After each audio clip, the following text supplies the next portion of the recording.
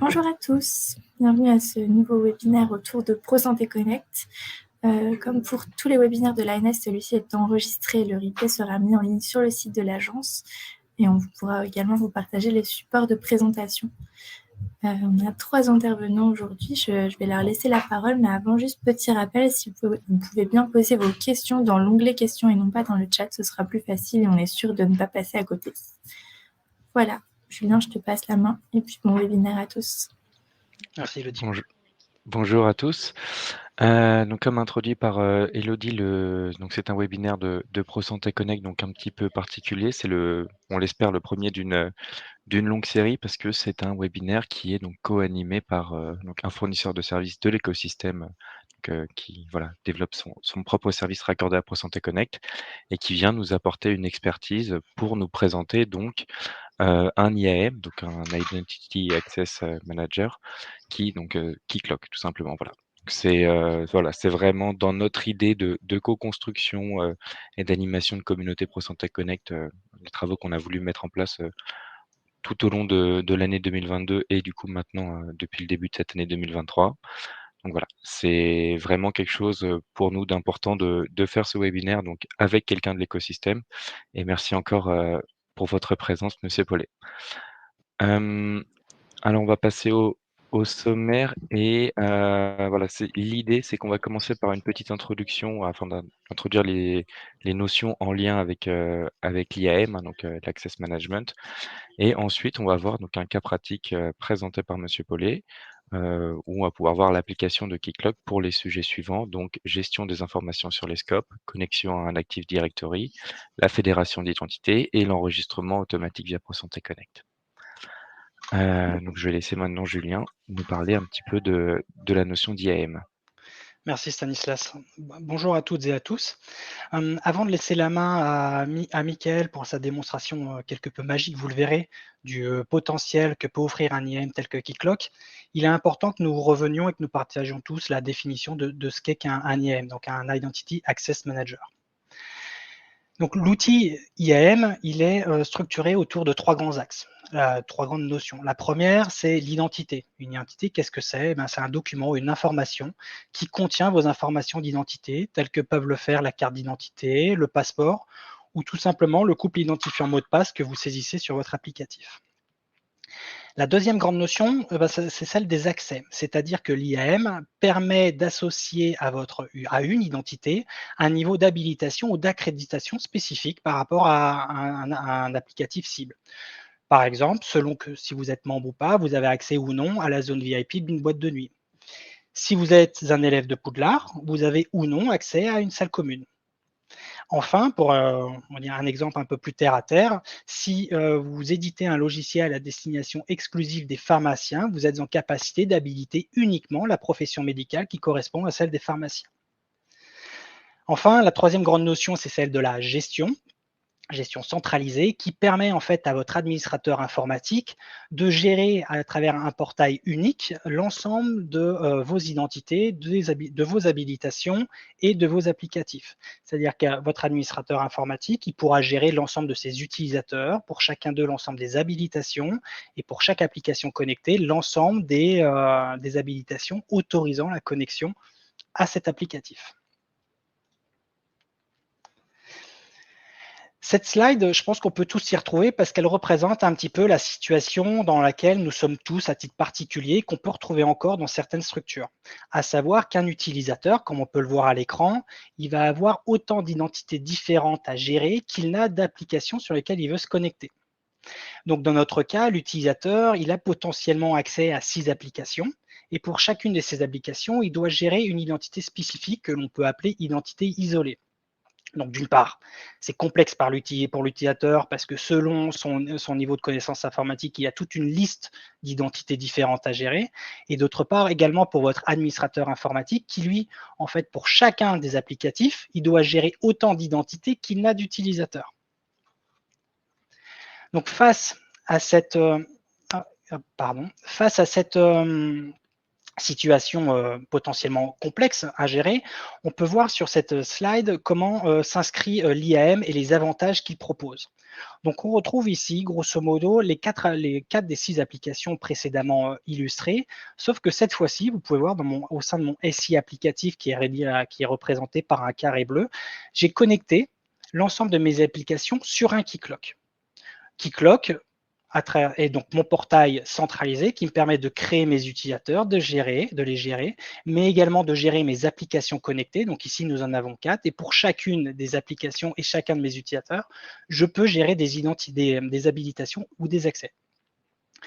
Comment ça se concrétise pour un utilisateur? Donc, on peut voir que notre utilisateur à gauche, il souhaite pour la première fois de la journée, par exemple, s'authentifier à une de mes applications qui s'appelle Mon service santé.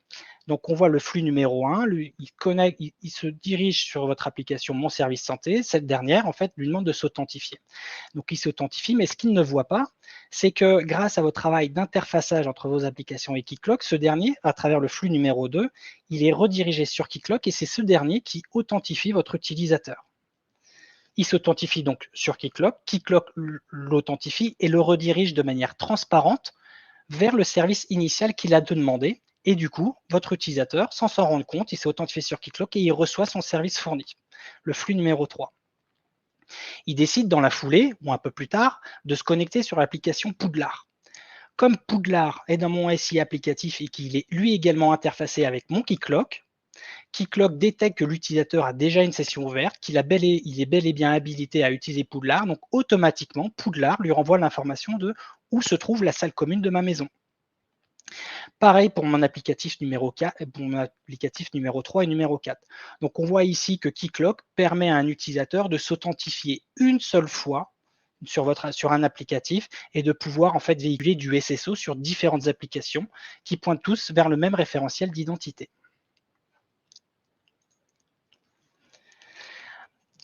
Ici, on peut voir dans le fonctionnement illustré précédemment, comment va venir se mettre ProSanté Connect. Il faut savoir, donc, on a vu précédemment que Keycloak est votre fournisseur d'identité local et ProSanté Connect est un fournisseur d'identité fourni par l'ANS qui est donc externe à votre SI applicatif. Votre administrateur, donc on reprend la slide précédente, si ce n'est qu'en plus, il aura paramétré Keycloak pour qu'il communique avec ProSanté Connect. D'un point de vue utilisateur, comment ça se passe? Eh bien, on reprend la même cinématique de tout à l'heure. L'utilisateur souhaite s'authentifier sur une application dans le périmètre de votre établissement. Donc, flux numéro 1. Flux numéro 2, il est redirigé vers Keycloak. Keycloak l'authentifie et le redirige de manière transparente vers l'application qui leur a demandé, qui lui renvoie le résultat fourni. Maintenant, dans la foulée, l'utilisateur, il souhaite cette fois se connecter à une application qui est ProSanté Connectée et qui donc nécessite de s'authentifier auprès de ProSanté Connect. Comme votre administrateur, il aura interfacé Keycloak avec ProSanté Connect, l'utilisateur, en allant sur Mon service PSC, est redirigé vers Keycloak, qui le redirige de manière transparente vers la mire d'authentification ProSanté Connect. L'utilisateur s'authentifie sur ProSanté Connect, il est redirigé vers votre Keycloak, qui le redirige de manière transparente vers Mon service PSC, qui lui rend le service fourni.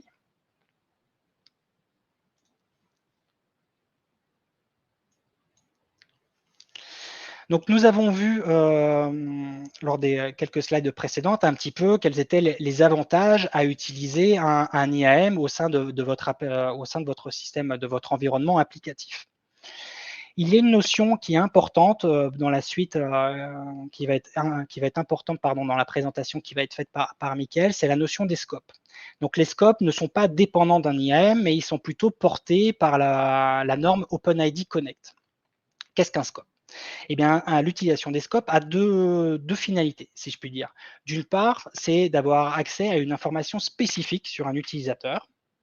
Et d'autre part, à contrôler qui a accès à l'information spécifique.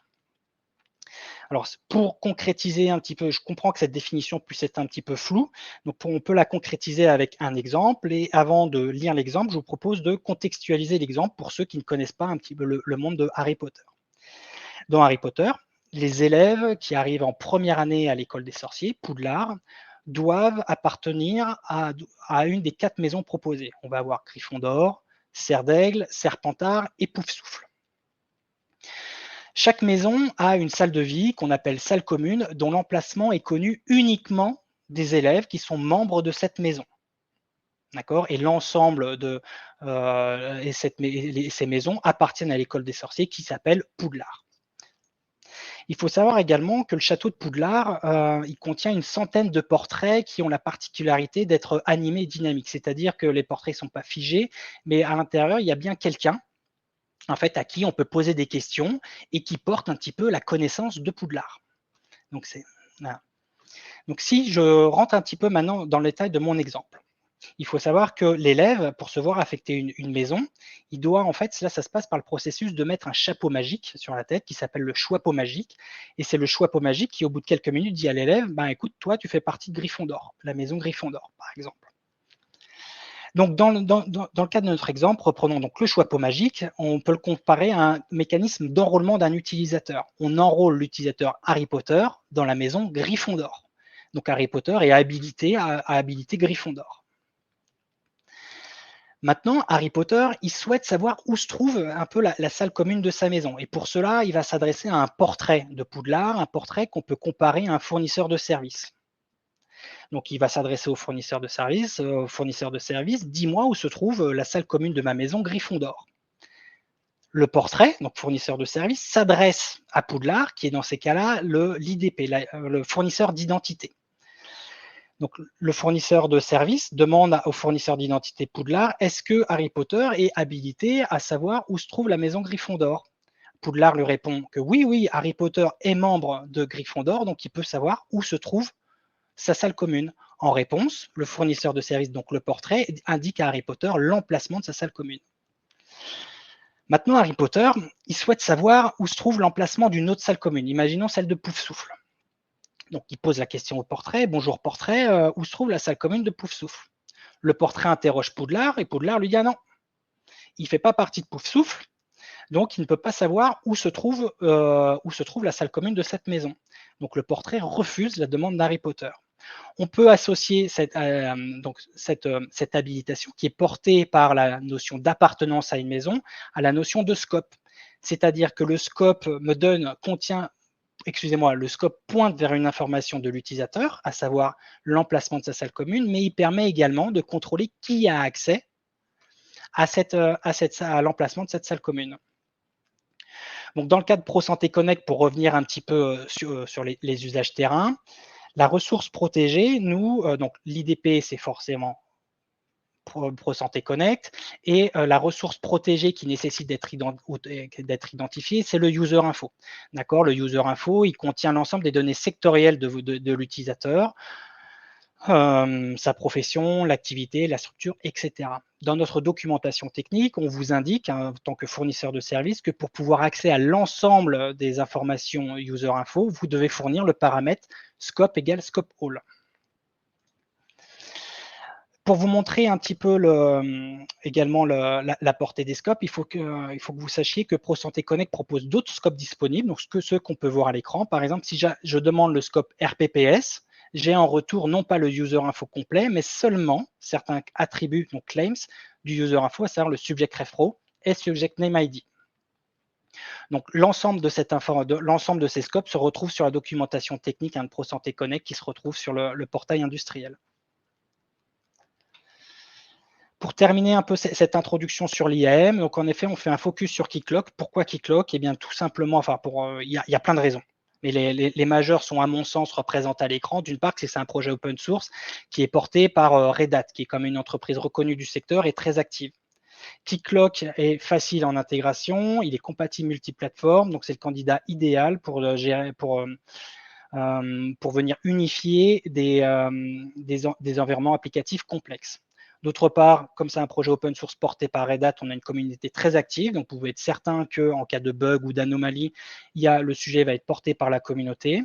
Et enfin également, parce que ProSanté Connect vous met à disposition sur la forge de l'ANS un connecteur Keycloak, c'est-à-dire que vous téléchargez ce connecteur Keycloak, vous l'intégrez sur votre Keycloak et automatiquement, vous aurez les paramètres ProSanté Connect qui vont remonter dans Keycloak de manière à pouvoir vous interfacer facilement avec ProSanté Connect. Et un des derniers sujets, c'est que vu que c'est un projet open source porté par Red Hat, et pas des moindres d'ailleurs, c'est que c'est un service gratuit.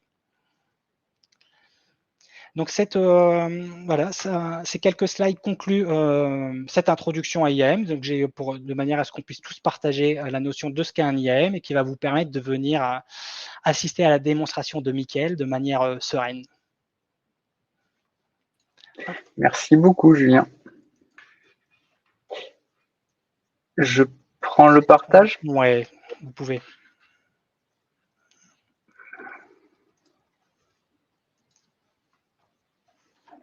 Pendant ce temps, je vous rappelle, pendant la transition, n'hésitez pas à poser vos questions dans l'onglet questions.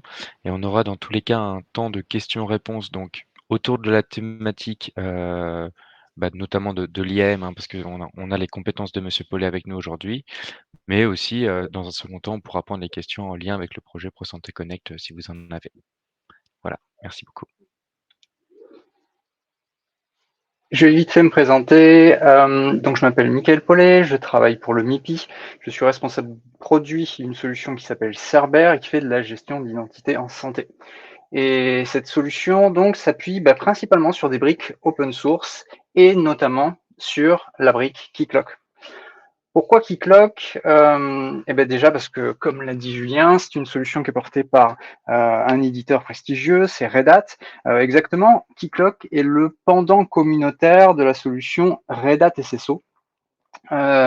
Et du coup, toute la partie communautaire va pouvoir être gérée par plus aujourd'hui de 700 personnes et ce projet existe depuis près de 10 ans.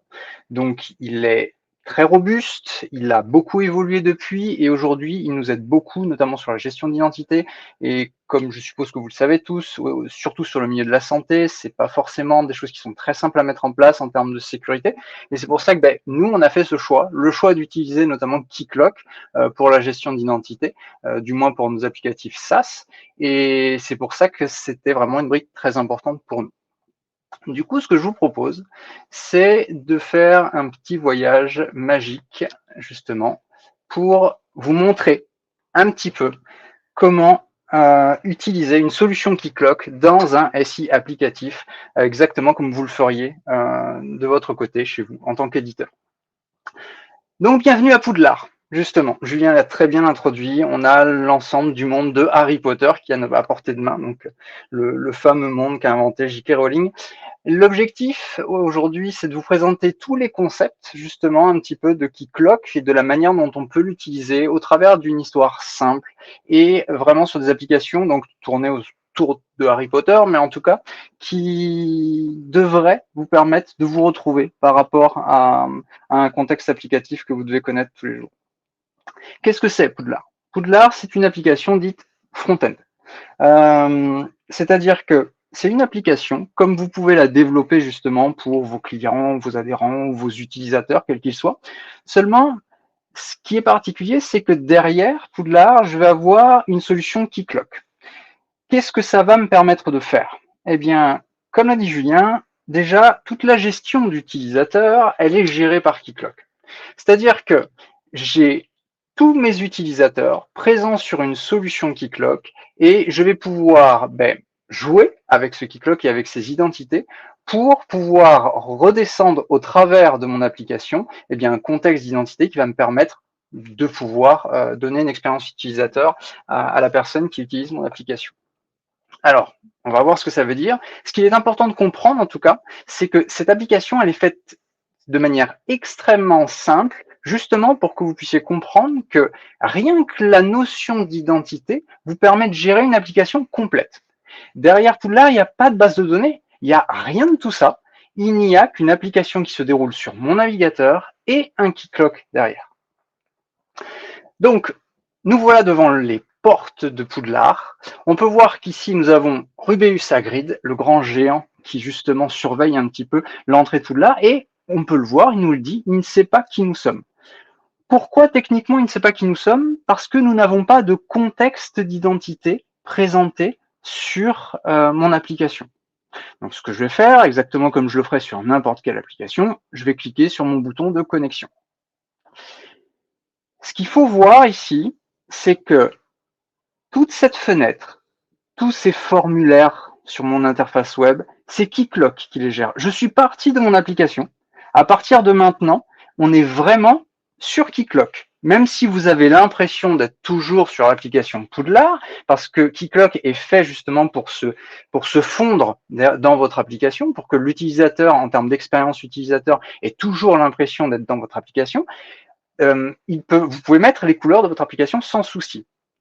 Par contre, on est vraiment dans Keycloak. Donc, toute la notion de sécurité autour de la phase d'authentification, de la création des utilisateurs, etc., elle peut être portée par Keycloak. Ce qu'on va faire, on va connecter le grand héros de la saga Harry Potter. J'ai simplement rentré les informations d'identification. Je reviens sur mon application, sauf que cette fois-ci, Keycloak a donné à mon application un contexte. Et on peut voir que maintenant, l'application Poudlard, elle sait que je m'appelle Harry. Elle sait même, vous pouvez voir en haut à droite que je m'appelle Harry Potter. Et on peut voir que maintenant, on a tout un contexte applicatif. Je peux commencer à naviguer dans mon application. Alors, comment ça s'est passé? Et pourquoi? Tout simplement parce que Keycloak est mon fournisseur d'identité. C'est le fournisseur d'identité de mon application. Dans ProSanté Connect est encore un autre fournisseur d'identité, mais là, en tout cas, pour mon application Poudlard, c'est Keycloak qui fait office de fournisseur d'identité. Quand l'utilisateur, Harry Potter, s'est identifié et authentifié au travers de Keycloak, Keycloak lui a redescendu un jeton, notamment un jeton OpenID Connect pour les techniciens qui connaissent un petit peu sur l'implémentation ProSanté Connect. Et dans ce jeton, j'ai un ensemble d'informations. On va voir lesquelles. Alors, dans ce panneau, vous avez globalement les différentes informations qui se trouvent dans le jeton OpenID Connect donné par Keycloak. Donc, on a des informations autour du jeton, notamment par rapport à la session. On sait que l'utilisateur, son jeton est valide sur une certaine durée. Ça, c'est plutôt des éléments sécuritaires. On a tout un tas d'autres informations techniques, comme depuis quelle application il s'est connecté. Vous avez tout un ensemble d'informations. Mais par contre, ce qui est intéressant, c'est qu'on a cette fameuse identité que porte le fournisseur d'identité et qui est redescendue donc dans ce jeton. Donc, qu'est-ce qu'on voit? Notamment, on peut voir que je m'appelle Harry Potter. On peut voir que j'ai une adresse mail spécifique qui m'a été fournie par Poudlard, pourquoi pas. Derrière, on peut voir que l'utilisateur est correctement authentifié. On peut voir qu'il a des identifiants techniques et plein de choses. On peut voir que l'adresse email a été vérifiée, etc., etc. On peut voir également que mon utilisateur ici, Harry Potter, a des rôles et des groupes. Et ça, on va voir que c'est très important sur la notion des IAM et surtout dans un contexte applicatif. On va le voir tout au long de l'histoire. On peut voir notamment qu'il a un rôle de visiteur et un rôle d'étudiant. On peut voir qu'il fait partie d'un groupe qui s'appelle les Griffons d'Or. Comme Julien l'a dit tout à l'heure, l'objectif, c'est que justement, vous puissiez ventiler l'ensemble des informations que contient l'identité de l'utilisateur et vous puissiez les redescendre dans le jeton. Et notamment, donc ici, Harry Potter fait partie du groupe de la maison des Griffons d'Or. On peut voir aussi qu'il a, alors on ne sait pas encore à quoi ça sert, mais il a des attributs spécifiques. Native Parcel Moss, on verra plus tard à quoi ça sert, mais voilà. Dans tous les cas, ce qu'il est important de comprendre, c'est que toutes ces informations, elles m'ont été données par un Keycloak au travers d'un jeton et que techniquement, des fois qu'il y a des sceptiques, vous êtes sûr que les informations que vous donne ce jeton sont authentiques. On ne va pas descendre très bas dans le mécanisme justement de vérification, mais en tout cas, vous pouvez en être sûr. Les informations qui sont présentes dans ce jeton, elles ont bien été données par mon fournisseur d'identité.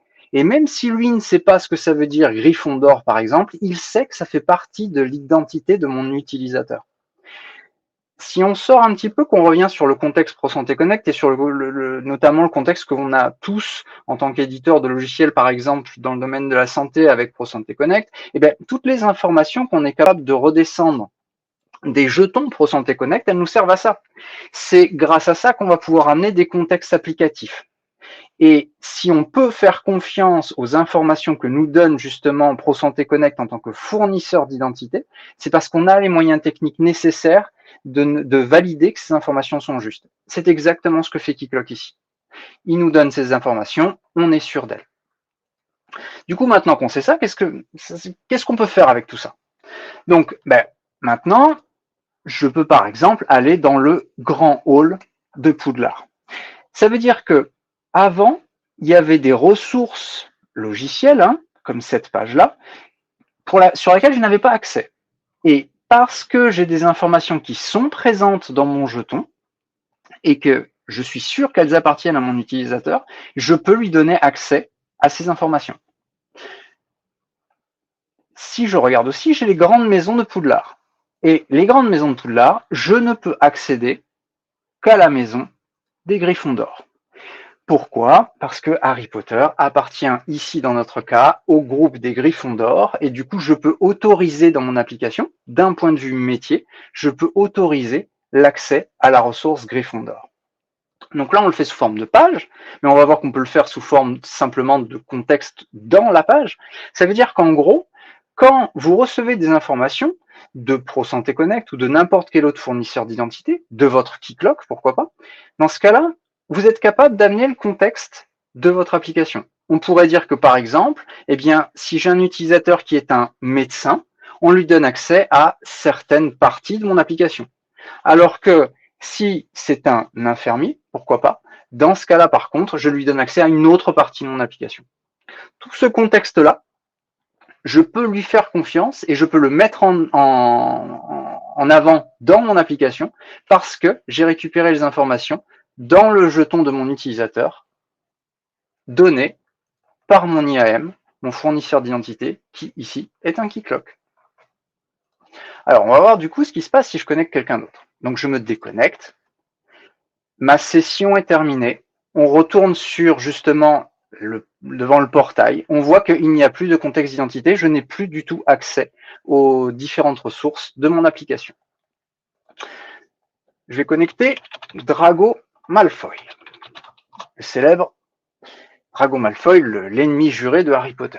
Donc, qu'est-ce qui se passe? Même chose. Vous pouvez voir que maintenant, j'ai bien des informations différentes qui redescendent dans mon jeton et je ne fais qu'appliquer les informations que j'ai sur l'identité de mon utilisateur qui me permettent d'accéder à nouveau sur les ressources de mon application.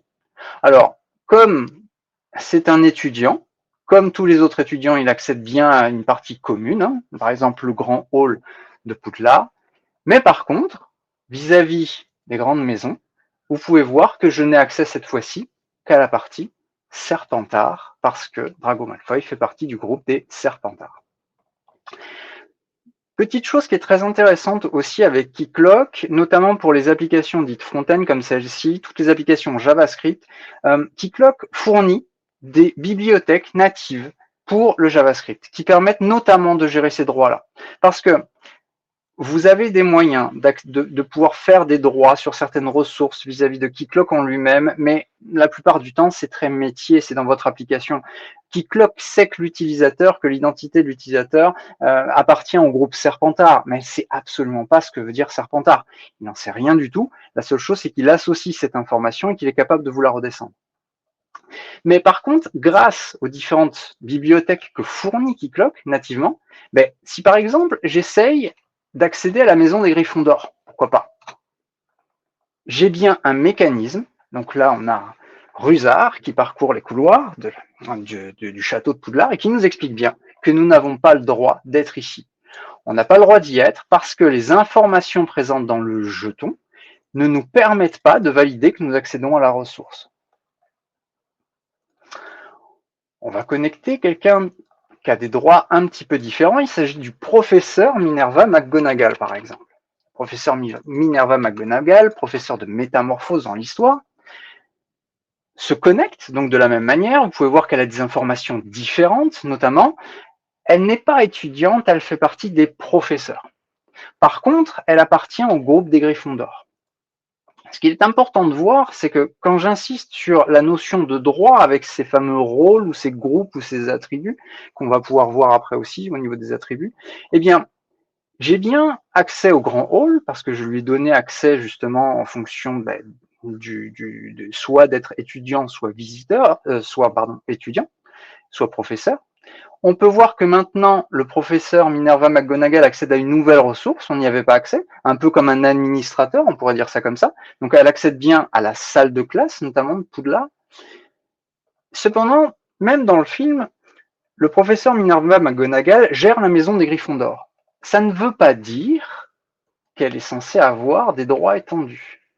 Donc elle n'accède qu'à la maison des Gryffondors. Tout ça pourquoi? Parce qu'encore une fois, je ne fais qu'appliquer un contexte d'identité qui est redescendu par mon fournisseur d'identité. Et ce fournisseur d'identité me dit que ce n'est que le groupe Gryffondor. Donc d'un point de vue métier, je ne donne accès à ma ressource que sur la maison des Gryffondors. Je vais connecter un dernier utilisateur qui lui a quelque chose d'un peu particulier.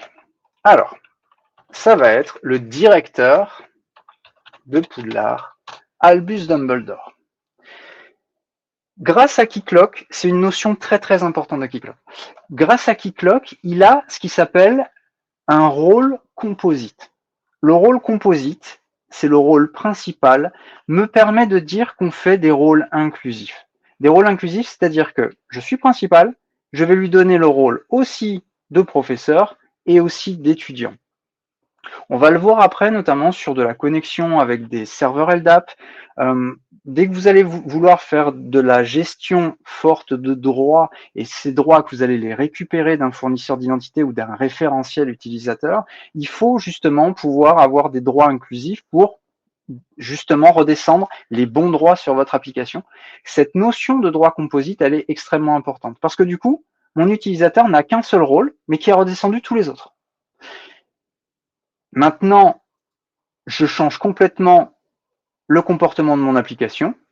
J'accède aussi à la salle de classe. J'accède à une ressource spécifique. Personne n'y avait accès avant. Bon, ça, je vais pas vous réexpliquer. Vous avez bien compris que c'était lié au groupe principal, par exemple. Par contre, je peux, si je le décide, grâce à ces droits composites et au fait que je collige les droits, je les assemble dans un profil de droit, je peux accéder, par contre, cette fois-ci, à toutes les maisons que je veux.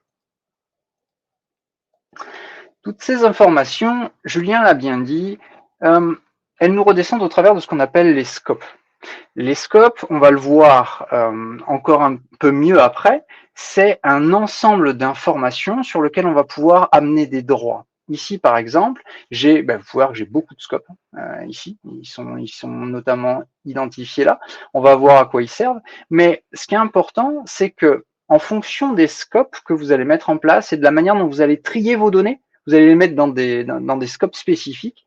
Ça va vous permettre de récupérer les bonnes informations pour votre application, ce qui est déjà une bonne chose. Mais surtout sur Keycloak, ce qui va être important, c'est que vous allez pouvoir gérer les droits des applications. Qu'est-ce que ça veut dire? Julien vous l'a expliqué. Sur un Keycloak, vous pouvez gérer plein d'applications. C'est-à-dire que toutes les applications viennent se connecter, par exemple, comme le ferait Poudlard ou une autre application, et vous pouvez utiliser les mêmes identités des utilisateurs, sauf que quand elles redescendront dans vos applications, eh bien, vous aurez forcément les informations qui sont sur l'identité de l'utilisateur. Mais grâce au scope, vous pouvez trier pour que chaque application ne prenne que les informations qui l'intéressent. Il y a deux intérêts à ça. Il y a l'intérêt déjà de ne pas manipuler trop d'informations, mais en plus, il y a une notion sécuritaire. Vous savez bien que d'un point de vue RGPD, l'objectif, c'est que vis-à-vis des données personnelles, et donc des données qui sont présentes, dans notre cas, sur l'identité de l'utilisateur, ces données soient, que vous donniez le minimum vital pour l'application et non pas le maximum. C'est ce que nous demande justement ce fameux privacy by design, demandé en général par la notion RGPD. Donc, ce qui est important, c'est que vous pourrez bien faire la distinction entre ce que vous donnez sur une application, comme Poudlard, et sur une autre application qui n'aurait rien à voir. Maintenant, ce qu'on va faire, je vais reconnecter Harry Potter, mais je suis en train de faire une petite manipulation de mon côté. Je vous montrerai tout ça après. On va voir exactement ce qui se passe. Vous allez voir à quel point ça peut être puissant de simplement travailler avec les rôles, les groupes et les attributs.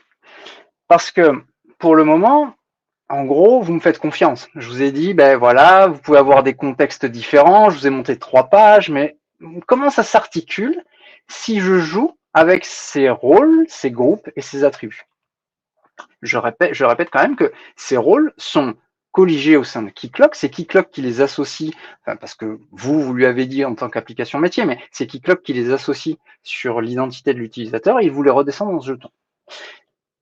Donc, dans l'histoire, Noël est passé et Harry Potter a reçu la cape d'invisibilité. Alors, vous pouvez voir que maintenant elle s'affiche, alors qu'elle ne s'affichait pas avant. Donc justement, j'ai contextualisé l'affichage de ma page, j'ai vraiment contextualisé mon application. Vous pouvez voir qu'ici, vous le verrez un peu plus après, vous avez dans l'histoire les 3 reliques de la mort, qui sont justement la cape d'invisibilité, la pierre de résurrection et la baguette de Suro, qui permettent d'être le sorcier invincible qui pourrait potentiellement terrasser Lord Voldemort, le grand méchant de l'histoire. Pour l'instant, ce qui nous intéresse, c'est que Harry Potter a changé quelque chose sur son identité. On lui a donné un attribut supplémentaire. C'est un attribut qui est la cape d'invisibilité.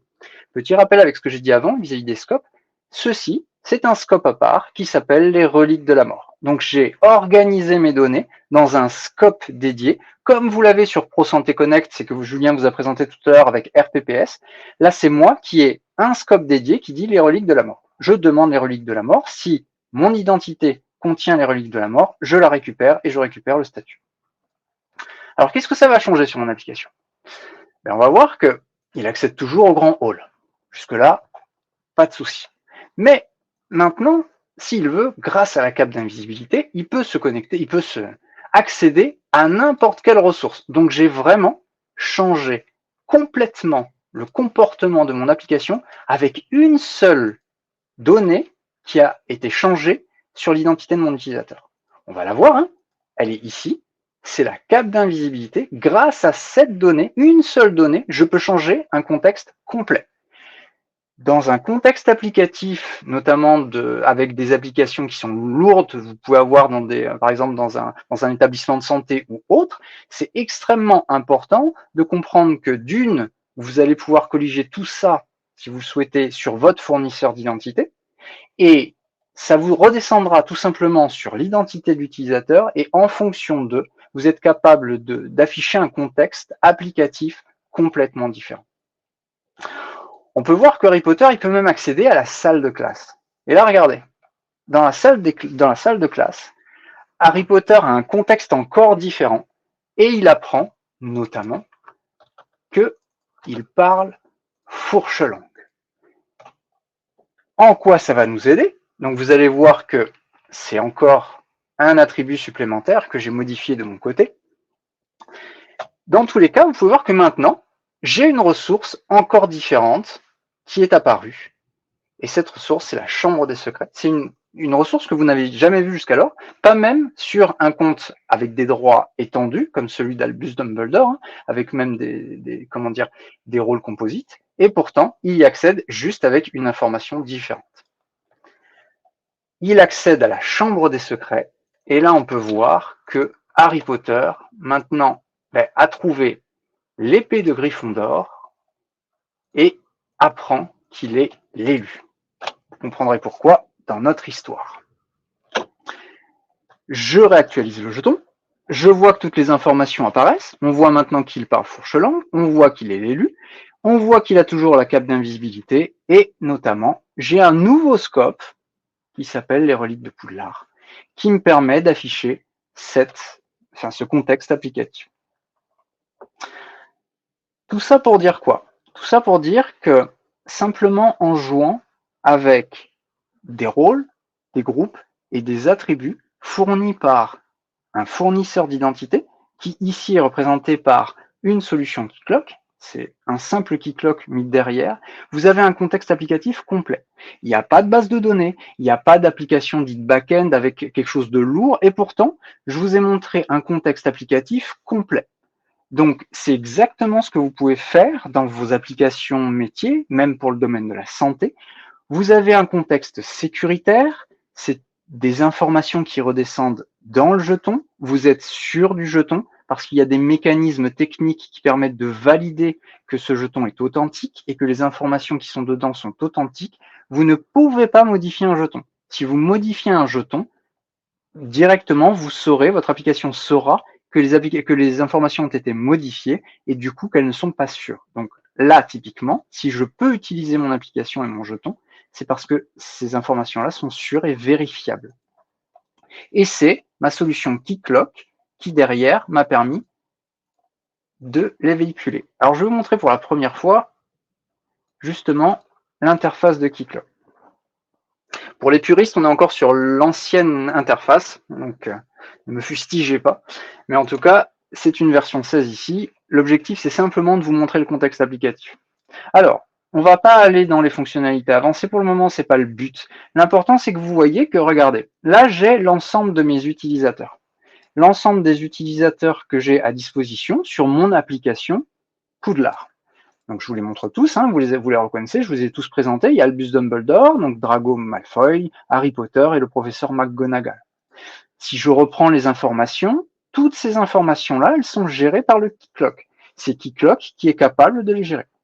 Donc, il va simplement pouvoir les demander à l'utilisateur, il va les recenser, c'est lui qui fera le contrôle sur est-ce que c'est bien une adresse mail ou pas, dans tous les cas. Donc, toutes ces informations-là, elles sont gérées par KeyClock. D'un point de vue développement, pour avoir été développeur longtemps, une gestion d'utilisateur, c'est du temps, c'est toujours se maintenir à jour sur la sécurité, c'est devoir faire des contrôles en permanence sur justement la possibilité, est-ce que je suis sûr que c'est une adresse mail qui m'est présentée, etc., etc. Est-ce que vous imaginez le gain de temps juste parce qu'on a une solution qui s'occupe de la gestion des utilisateurs? C'est exactement ce que fait KeyClock. Derrière, donc, vous avez vos fameux rôles. Donc, on va les voir après, mais vous en avez plein. Vous avez les fameux groupes et vous avez la gestion des identifiants notamment, etc., etc. Et vous retrouvez ici les fameux attributs. Les fameux attributs, donc vous retrouvez la cape d'invisibilité, le fait qu'il part fourche-langue et l'épée de Gryffondor. Comme je les ai redescendus sur mon application parce qu'elles appartiennent à mon identité, j'ai pu les exploiter dans mon application. Ok, alors, on va continuer, on va amener quelque chose d'encore différent. On va monter au-dessus et on va voir la magie de KeyClock pour ça.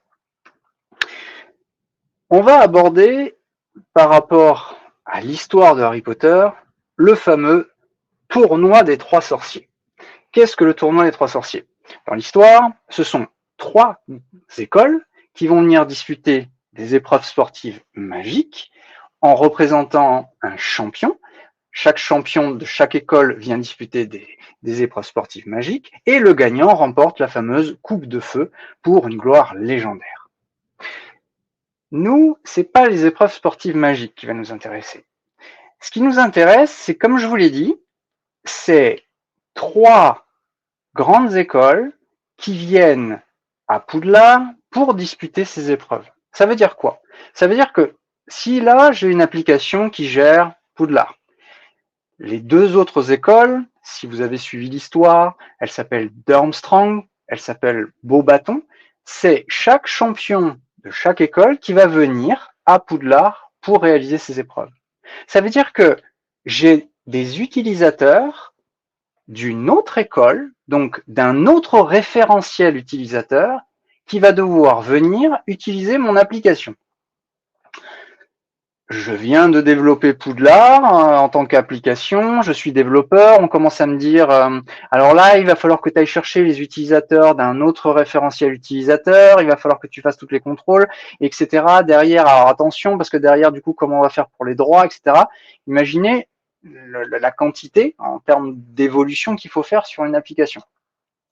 Ici, dans tous les cas, ce qu'on peut voir, c'est que sur mes utilisateurs, forcément, mes utilisateurs n'existent pas, les utilisateurs des autres écoles. Donc, bien évidemment, si je tente de connecter, par exemple, le champion de Durmstrang, ça ne peut pas marcher. Et pourtant, si, ça marche. Et là, c'est la magie de KeyClock et la magie de ce qu'on appelle la fédération d'identité de manière plus élargie. C'est-à-dire que KeyClock va lui-même interfacer les référentiels utilisateurs entre eux. Et derrière, ça va plus loin. Vous pouvez voir que j'ai bien Victor Krum qui est redescendu, donc j'ai bien toute l'identité de l'utilisateur. Vous pouvez voir qu'il accède au grand hall, et vous pouvez même voir qu'il accède à une maison, ici notamment la maison des Serpentards. Alors pourquoi? On va voir ça. Et il y a quelque chose d'un peu plus fort encore. C'est que si je viens maintenant vous montrer mes utilisateurs, eh bien Victor Krum n'en fait pas partie. Keycloak va réaliser l'interfaçage avec le référentiel extérieur, va fournir les identifiants que j'ai fournis à l'identification, enfin quand j'ai voulu m'authentifier auprès de mon Keycloak.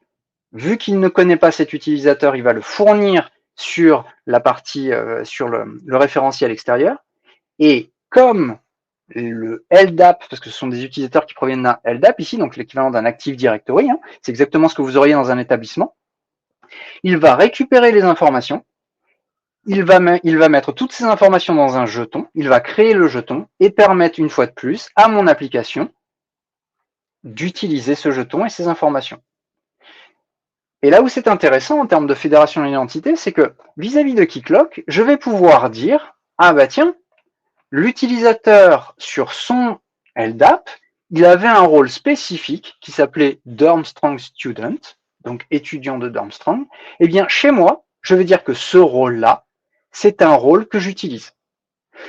De la même manière, je vais pouvoir faire du mapping notamment, ce qu'on appelle du mapping, c'est-à-dire de pouvoir associer des informations à d'autres, et je vais pouvoir dire, tous les utilisateurs qui proviennent de ce référentiel-là, tu vas leur donner des informations supplémentaires, et là j'ai dit, tu les mets directement dans Serpentard. Ça veut dire quoi? Ça veut dire que sans aucune ligne de code supplémentaire sur mon application métier, je n'ai strictement rien fait de plus. Simplement en ayant Keycloak en face et en faisant une fédération d'identité et en m'assurant que Keycloak soit bien interfacé avec un Active Directory ou un LDAP ou quoi que ce soit d'autre, il va bien s'appuyer sur les informations de ses utilisateurs, il va transformer ces informations de manière standard pour la fédération d'identité, les fournir à mon application et en plus m'assurer que toutes ces informations sont justes. Et sans aucune ligne de code, j'ai des utilisateurs d'un autre référentiel utilisateur qui viennent pleinement utiliser mon application, sans aucune ligne de code supplémentaire. Ce n'est que le Keycloak qui m'a permis, au travers d'une fédération d'identité, de se connecter à un LDAP avec des paramètres spécifiques et de pouvoir récupérer les utilisateurs et d'en faire des identités exploitables par mon application. Et ça ne vient pas polluer mes utilisateurs. Je rassure les RSSI ou tous les autres DSI qui seraient ici, d'un point de vue fédération d'identité, dans tous les cas, c'est à la partie Active Directory, la partie LDAP, de fournir les droits nécessaires, les utilisateurs qui vont bien pour pouvoir être exploités par mon Keycloak. C'est pas open bar sur l'intégralité de mon fournisseur d'identité. On peut grandement sécuriser les choses de manière à pouvoir, par exemple, dire seule cette partie d'utilisateur a la possibilité d'être interfacée avec ce Keycloak pour une application spécifique, l'application Poudlard. Je vais connecter la championne de Beaubaton. Cette championne, c'est Fleur de la Cour. Et là, on va voir quelque chose d'encore un peu particulier.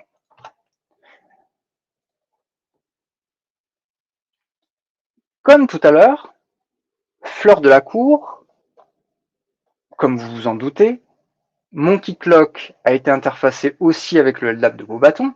Il a transféré les informations d'identification auprès du LDAP. Le LDAP m'a retourné les informations d'identité. Et du coup, j'ai pu exploiter ces informations. Et cette fois-ci, Fleur de la Cour accède au grand hall, accède cette fois-ci à la maison des Gryffondor. J'ai dit que tous les utilisateurs de Beaubaton pourraient venir sur Gryffondor. Mais par contre, ce qui est intéressant, c'est que j'ai un interfaçage plus fort. Si je reviens voir mes utilisateurs, maintenant, Fleur de la Cour fait partie de mon référentiel utilisateur. C'est-à-dire que j'ai une image de cette identité qui provient d'un référentiel extérieur qui est intégrée dans mon référentiel. Néanmoins, elle ne le pollue pas. Si je vais voir l'identité de l'utilisateur sur mon keycloak, je vois qu'il y a bien une notion de lien de fédération. Donc, elle est repérée en tant que nouvelle identité qui provient d'un référentiel extérieur qui, ici, est le LDAP de Beaubaton. Mais par contre, elle va avoir ces informations propres maintenant sur Poudlard. Ça veut dire quoi? Ça veut dire que grâce à keycloak, encore une fois, je peux gérer les informations de mes utilisateurs sans les intégrer dans mon application. Si je viens sur la gestion de mon compte, en fait ici, encore une fois, je suis dans keycloak. C'est keycloak qui me fournit ces pages et qui va gérer les informations d'adresse mail et tout ce qui est présent sur mon identité. Bien évidemment, là, c'est une vision utilisateur. Je ne vais pas pouvoir m'attribuer des droits comme ça. Non, non. C'est simplement les informations nominatives, les données personnelles qui sont sur mon identité côté keycloak. Mais par contre, là où c'est intéressant, c'est que mon utilisatrice, Fleur de la Cour, si elle le veut, elle peut changer son mot de passe. Donc là, si je le décide, je change son mot de passe. C'est bien fait. Je sors de mon application. Je vais cette fois-ci me déconnecter. Je vais reconnecter Fleur de la Cour. Donc, on parlera de la partie sécurité après. Ne vous inquiétez pas. Vous avez bien compris que depuis tout à l'heure, dans tous les cas, le login, c'était le mot de passe. J'ai fait en sorte de faire exactement le login et le mot de passe présents sur le LDAP de l'établissement, par exemple. On va dire que c'est un établissement, donc Beaubaton. Ce ne sont plus les bons identifiants. Je suis obligé d'avoir les nouveaux identifiants propres à mon application Poudlard. Je n'ai absolument pas touché à ce qui se passait sur le LDAP. C'est-à-dire que Fleur de la Cour, elle continue dans son applicatif, dans son SI à elle, dans son système d'information, elle continue à utiliser ces informations à elle. Mais moi, je vais pouvoir, grâce à mon keycloak, je vais pouvoir faire en sorte d'avoir mes propres règles de sécurité. Ce qui est très important, c'est que là, vous avez vu des mots de passe simples, mais vous avez la possibilité avec keycloak de pouvoir amener des critères de sécurité au niveau du mot de passe, par exemple. C'est très intéressant, notamment quand vous avez par exemple la PGSSIS qui évolue et qui vous demande des critères supérieurs. On l'a vu il n'y a pas longtemps avec la CNIL qui nous a demandé de passer les caractères de 8 à 12 minimum. Eh bien, dans ce cas-là, on est capable très facilement d'appliquer ces critères de sécurité. Si ces utilisateurs-là, sur leur SI, n'ont pas les mêmes critères de sécurité, parce que c'est tout à fait possible. Vous pouvez avoir des utilisateurs qui ne sont pas sur des applications dites critiques et qui n'ont pas les mêmes critères de sécurité. Vous pouvez, grâce à keycloak et le fait d'intégrer ces utilisateurs-là, appliquer à ces utilisateurs vos propres critères de sécurité et dire que, par exemple, pour ceux-ci, ils doivent avoir des mots de passe avec une force différente. Vous pouvez leur demander, par exemple, de faire de l'authentification forte, on va le voir après, etc., etc. Donc, je vais pouvoir, rien qu'avec keycloak, rien qu'avec cette solution-là, pouvoir appliquer les critères de sécurité qui vont bien sur des utilisateurs qui, à la base, ne font pas partie de mon application. Et pourtant, ils utilisent mon application de manière extrêmement simple. Et en termes de développement, je n'ai fait pas une ligne de code supplémentaire. Donc le gain de temps est énorme. Et notamment nous, dans notre contexte applicatif, au MIPI par exemple, c'était quelque chose qui était très important pour nous. C'était en fonction de l'application qui est utilisée, que ce soit par exemple la messagerie sécurisée de santé, que ce soit la téléexpertise ou autre, on n'applique pas forcément les mêmes critères de sécurité. On a des critères de sécurité en corrélation avec ce qui se passe sur la PGSSIS, ça c'est sûr, ça on y reste. Mais par contre, tout ce qui sera critères de sécurité, comme par exemple l'accès avec du double facteur, si ce sont des applications qui le nécessitent et qui, par exemple, vont avoir des données où les utilisateurs vont manipuler des données de santé, on impose et on s'assure qu'il y ait bien une authentification forte qui ait été menée, etc., etc., même s'ils proviennent d'un autre référentiel utilisateur. J'espère que pour l'instant, c'est suffisamment clair. Je vous fais pas l'affront de connecter le directeur de la grande, de Beaubaton ou de Durmstrang, mais comme vous vous en doutez, on arrive à mapper exactement les mêmes droits, ce qui voudrait dire que potentiellement, vous pourriez avoir des administrateurs applicatifs pour lesquels vous allez pouvoir faire du mapping directement. Donc pareil, vous avez un référentiel d'identité extérieure, un référentiel utilisateur extérieur. Vous pouvez directement retrouver les administrateurs qui vous intéressent et du coup pouvoir les identifier et leur donner les droits chez vous. Vous avez vu que Fleur de la Cour, elle fait partie de mes utilisateurs. Ok, très bien. On l'a vu dans notre histoire, c'était une compétition sportive magique, elle dure un temps. Très bien. Le tournoi des 3 sorciers est terminé.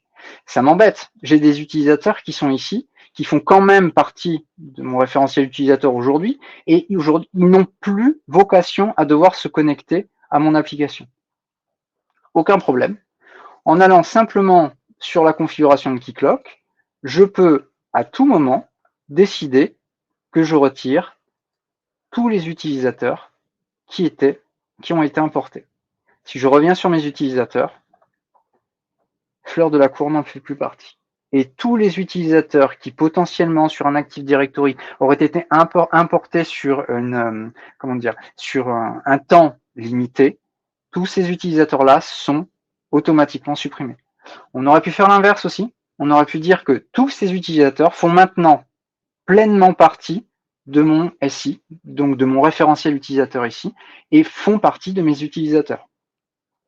C'est ce que Keycloak appelle la migration douce, où vous pouvez notamment gérer, donc vous avez des LDAP par exemple, et vous voulez faire en sorte que ces LDAP vous aspiriez les utilisateurs, eh bien vous pouvez le faire justement avec cette migration douce, en disant que les utilisateurs se connectent petit à petit, et tous les utilisateurs qui ne se connectent plus, vous coupez le lien avec la fédération d'identité, et c'est terminé. Le LDAP, vous pouvez, si vous ne l'utilisez plus, le déconnecter et le supprimer.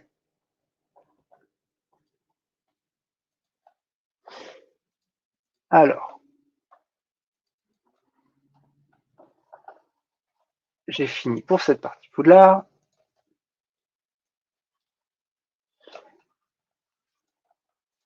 Bienvenue à Gringotts, la banque des sorciers. Qu'est-ce que Gringotts? Ici, Gringotts, c'est une application front-end exactement comme Poudlard. Mais vous allez voir qu'il va y avoir des contextes différents. Par contre, Gringotts a son propre Keycloak. Ça n'a rien à voir avec Poudlard. On est vraiment sur 2 applications séparées, qui ont un Keycloak séparé, qui ont un référentiel utilisateur séparé. C'est normal. Vous avez une application qui, là, gère la banque des sorciers. Elle n'a rien à voir avec Poudlard. On pourrait avoir une application commune, c'est pas le souci. Mais dans tous les cas, l'application Gringotts n'a rien à voir avec l'application de Poudlard. Ce qu'on va faire, c'est que on va connecter un utilisateur sur Gringotts. Donc, je vais connecter Gripsec. Gripsec qui est un banquier, justement, de Gringotts, qui va vouloir se connecter. Gringotts, c'est une application bancaire, donc une application sensible. Donc, ce que vous ne voyez pas, c'est que je suis en train de prendre mon téléphone et de prendre mon application qui gère ce qu'on appelle les codes à usage unique. En gros, avec mon Keycloak derrière, j'ai imposé un second facteur à tous les utilisateurs de mon application. Parce que c'est une application dite sensible, donc j'ai demandé un second facteur pour pouvoir m'assurer qu'il y ait une authentification forte. Donc, authentification multifacteur. Ici, grâce à Keycloak nativement, vous pouvez gérer ce qu'on appelle du TOTP, c'est-à-dire du One-Time Password, du code à usage unique basé sur le temps. Comment ça marche? C'est une application bête et méchante que vous pouvez télécharger n'importe où. C'est Google Authenticator, ça peut être Microsoft Authenticator, il y a du Free OTP. C'est des applications qui sont gratuites, qui n'ont aucune donnée qui parte sur Internet. Ce n'est qu'une application mathématique dans l'application. Et dans tous les cas, elle va me générer un code à usage unique. Et comme j'ai enrôlé mon téléphone, je peux avoir un second facteur, ce que je possède.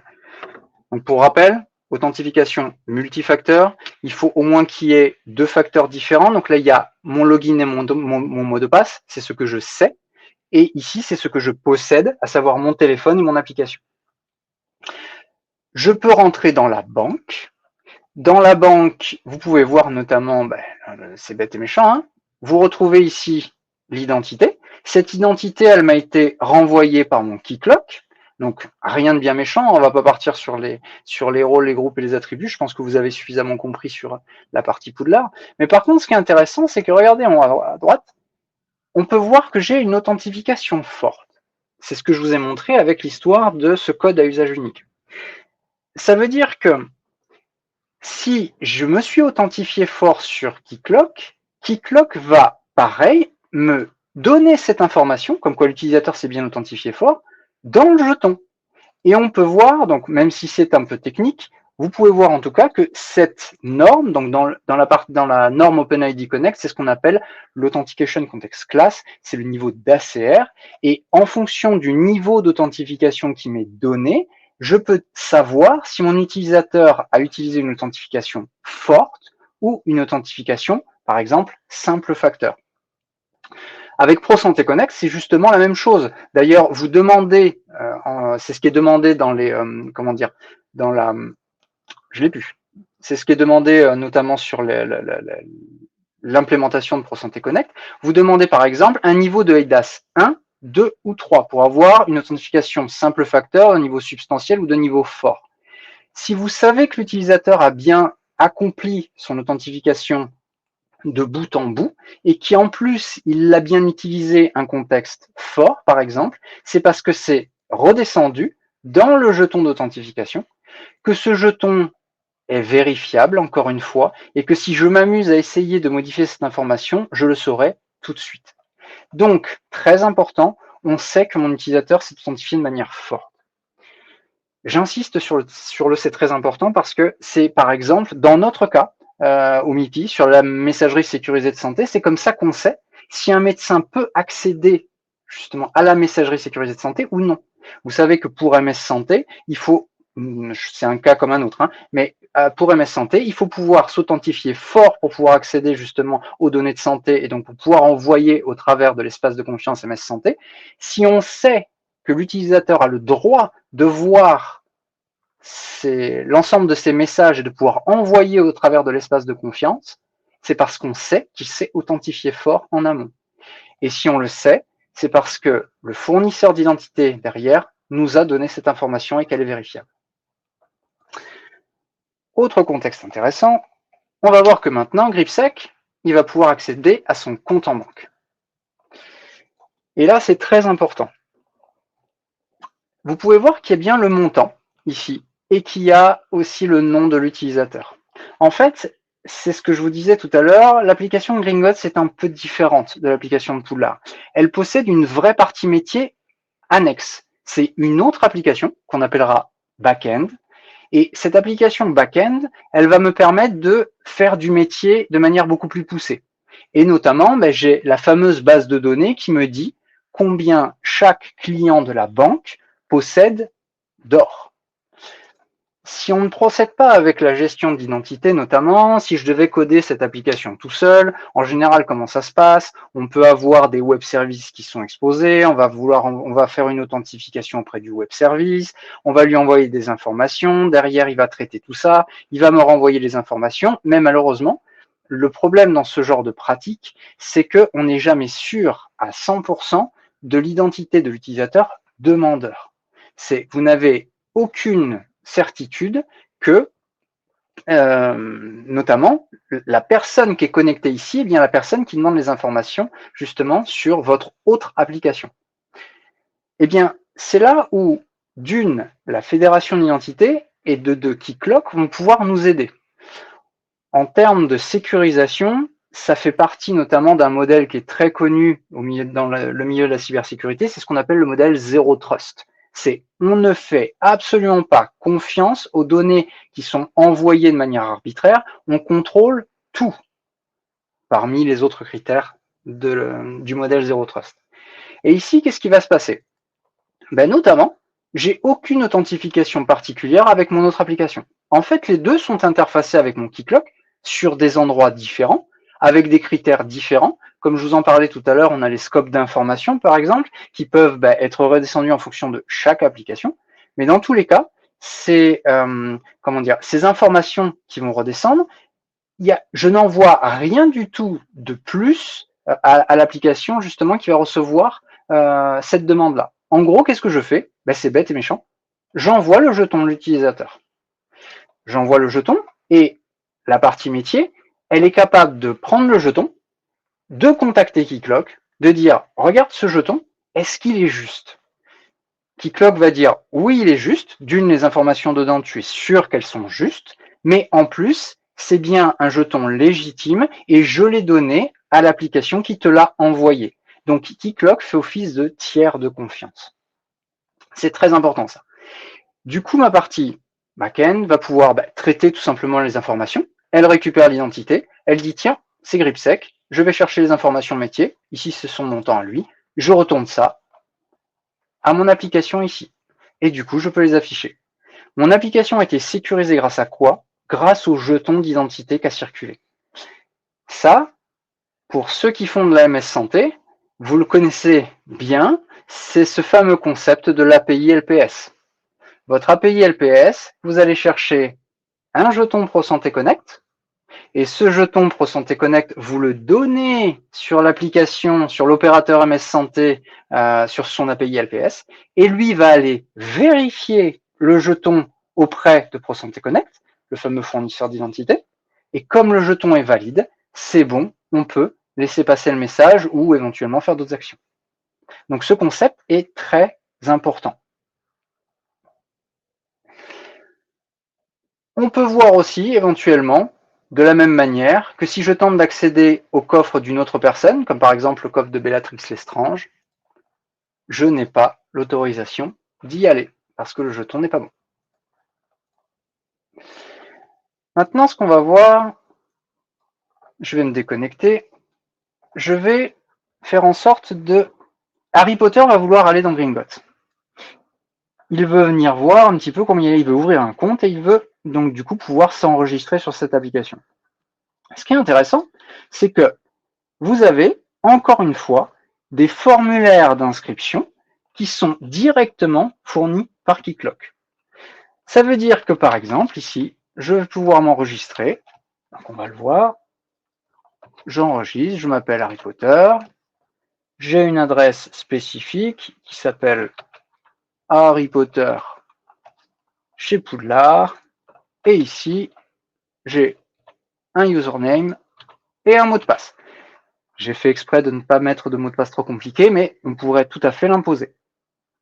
Comme je vous l'ai dit tout à l'heure, j'ai imposé à tout le monde de paramétrer une application pour avoir un second facteur parce que c'est une application critique. Donc, mon nouvel utilisateur n'a pas le choix. Il doit paramétrer son téléphone, donc il va enrôler son terminal mobile pour pouvoir accéder à l'application. Donc, qu'est-ce que je fais? Je reprends mon application. Là, je vais scanner le QR code. Du coup, c'est une clé, en fait, de manière très simple. C'est une clé qui se partage entre Keycloak, qui va être stockée sur l'identité de l'utilisateur et qui ne sera jamais partagée, et sur mon application. Du coup, par un mécanisme dit asymétrique, ils sont capables de vérifier que l'information fournie est bien la bonne. Je rentre mon premier code. C'est bon. J'ai bien une authentification forte qui est réalisée. Et là, donc, j'ai bien mon authentification forte, parce que j'ai dû enrôler mon utilisateur. Et maintenant, mon utilisateur peut se connecter. Si je retourne sur mon compte en banque, il vient d'ouvrir son compte en banque, donc forcément, il n'a rien. J'ai bien quand même l'identité qui a transité sur ma partie back-end, qui a été vérifiée. Et comme l'utilisateur ne possède rien, on a retourné le 0. Et voilà. Alors, là, je vous ai montré comment on enregistre un utilisateur. Mais il existe aussi une autre méthode.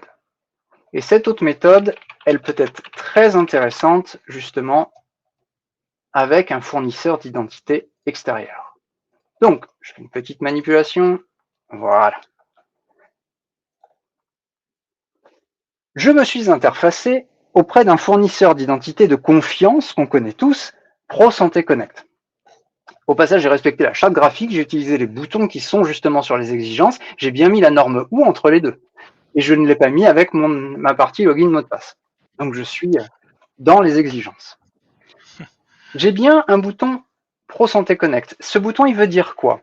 Il veut dire va t'authentifier auprès du fournisseur d'identité extérieur. Avant de cliquer, justement, j'explique bien le mécanisme. Du coup, on va devoir aller auprès du fournisseur d'identité extérieur, on va s'authentifier et le fournisseur d'identité extérieur va nous renvoyer un jeton valide.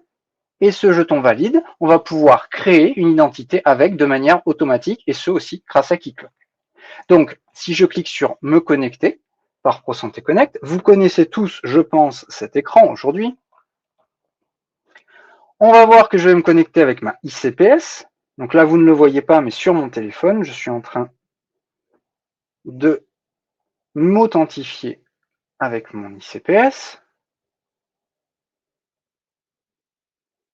Et hop, me voilà intégré à Gringotts. D'ailleurs, vous pouvez voir que c'est bien moi, Michael Paulet. Cette identité, à la base, mon Keycloak, il n'en a aucune idée.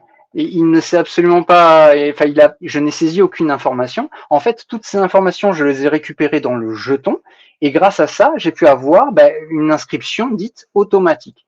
Je vais quand même vous montrer, donc, du coup, voilà, une interface Keycloak. Donc, c'était l'interface Keycloak de tout à l'heure. Donc ça, cette fois-ci, c'est le Keycloak qui gère Gringotts. Vous pouvez voir que maintenant, dans mes utilisateurs, Michael Paulet, il a été récupéré. Il n'y était pas avant. J'aurais peut-être pu vous le montrer, mais vous pouvez me faire confiance. Donc en tout cas, là-dessus, Michael n'existait pas. Il y a bien une identité qui a été créée. Et même si j'ai pas tout mappé, par exemple, vous pouvez voir que j'ai récupéré les informations relatives à certains scopes que j'ai demandé explicitement. Donc, j'ai pu récupérer ces informations. Ça veut dire que maintenant, sur mon application métier, je pourrais potentiellement exploiter ces informations, comme dire, tiens, je vais vérifier, je vais afficher un thème spécifique pour le GIP MIPI, je vais pouvoir, en fonction du rôle de l'utilisateur, appliquer des stratégies spécifiques, etc., etc. Ça ne relève plus de Keycloak, ça relève de la partie métier, mais dans tous les cas, je peux le faire. Vous pouvez voir d'ailleurs que mon utilisateur est bien authentifié fort, et pourtant, on ne m'a pas demandé l'OTP. Parce que l'authentification, justement, sur la partie ProSanté Connect, m'a permis de valider que j'ai bien une authentification forte. Alors, pour ceux qui veulent tricher un petit peu, c'est là où ce serait rigolo, c'est que, imaginons que je me dise, ce compte, il provient d'une identité extérieure. C'est une identité que j'ai récupérée chez le fournisseur d'identité ProSanté Connect.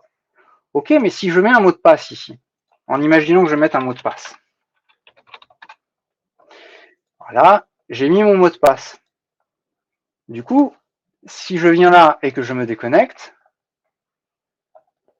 et que je tente de me reconnecter, donc là, je saisis mon login et le nouveau mot de passe, et exactement comme vous vous en doutez, c'est normal, je peux connecter mon utilisateur. Parce que mon utilisateur, maintenant, est inscrit dans mes utilisateurs locaux, et du coup, je peux quand même il peut quand même se connecter. Ce cas-là, il est extrêmement important. On l'a vu, notamment, il y a eu beaucoup de mouvements auprès des éditeurs sur la vague 2 du Ségur là-dessus, quand on demande des IAM intermédiaires entre le fournisseur d'identité qui est ProSanté Connect et potentiellement votre application, c'est pas pour rien. Imaginez que ProSanté Connect soit indisponible. Ça permet à votre utilisateur de quand même pouvoir s'authentifier sur votre application. Et ça, c'est extrêmement important. Vous devez utiliser les fournisseurs d'identité extérieurs comme ProSanté Connect ou France Connect par rapport aux usagers et autres quand c'est nécessaire, mais par contre, il peut y avoir des cas spécifiques où votre utilisateur il doit pouvoir se connecter. C'est pour ça qu'il fait d'ailleurs partie de votre référentiel utilisateur.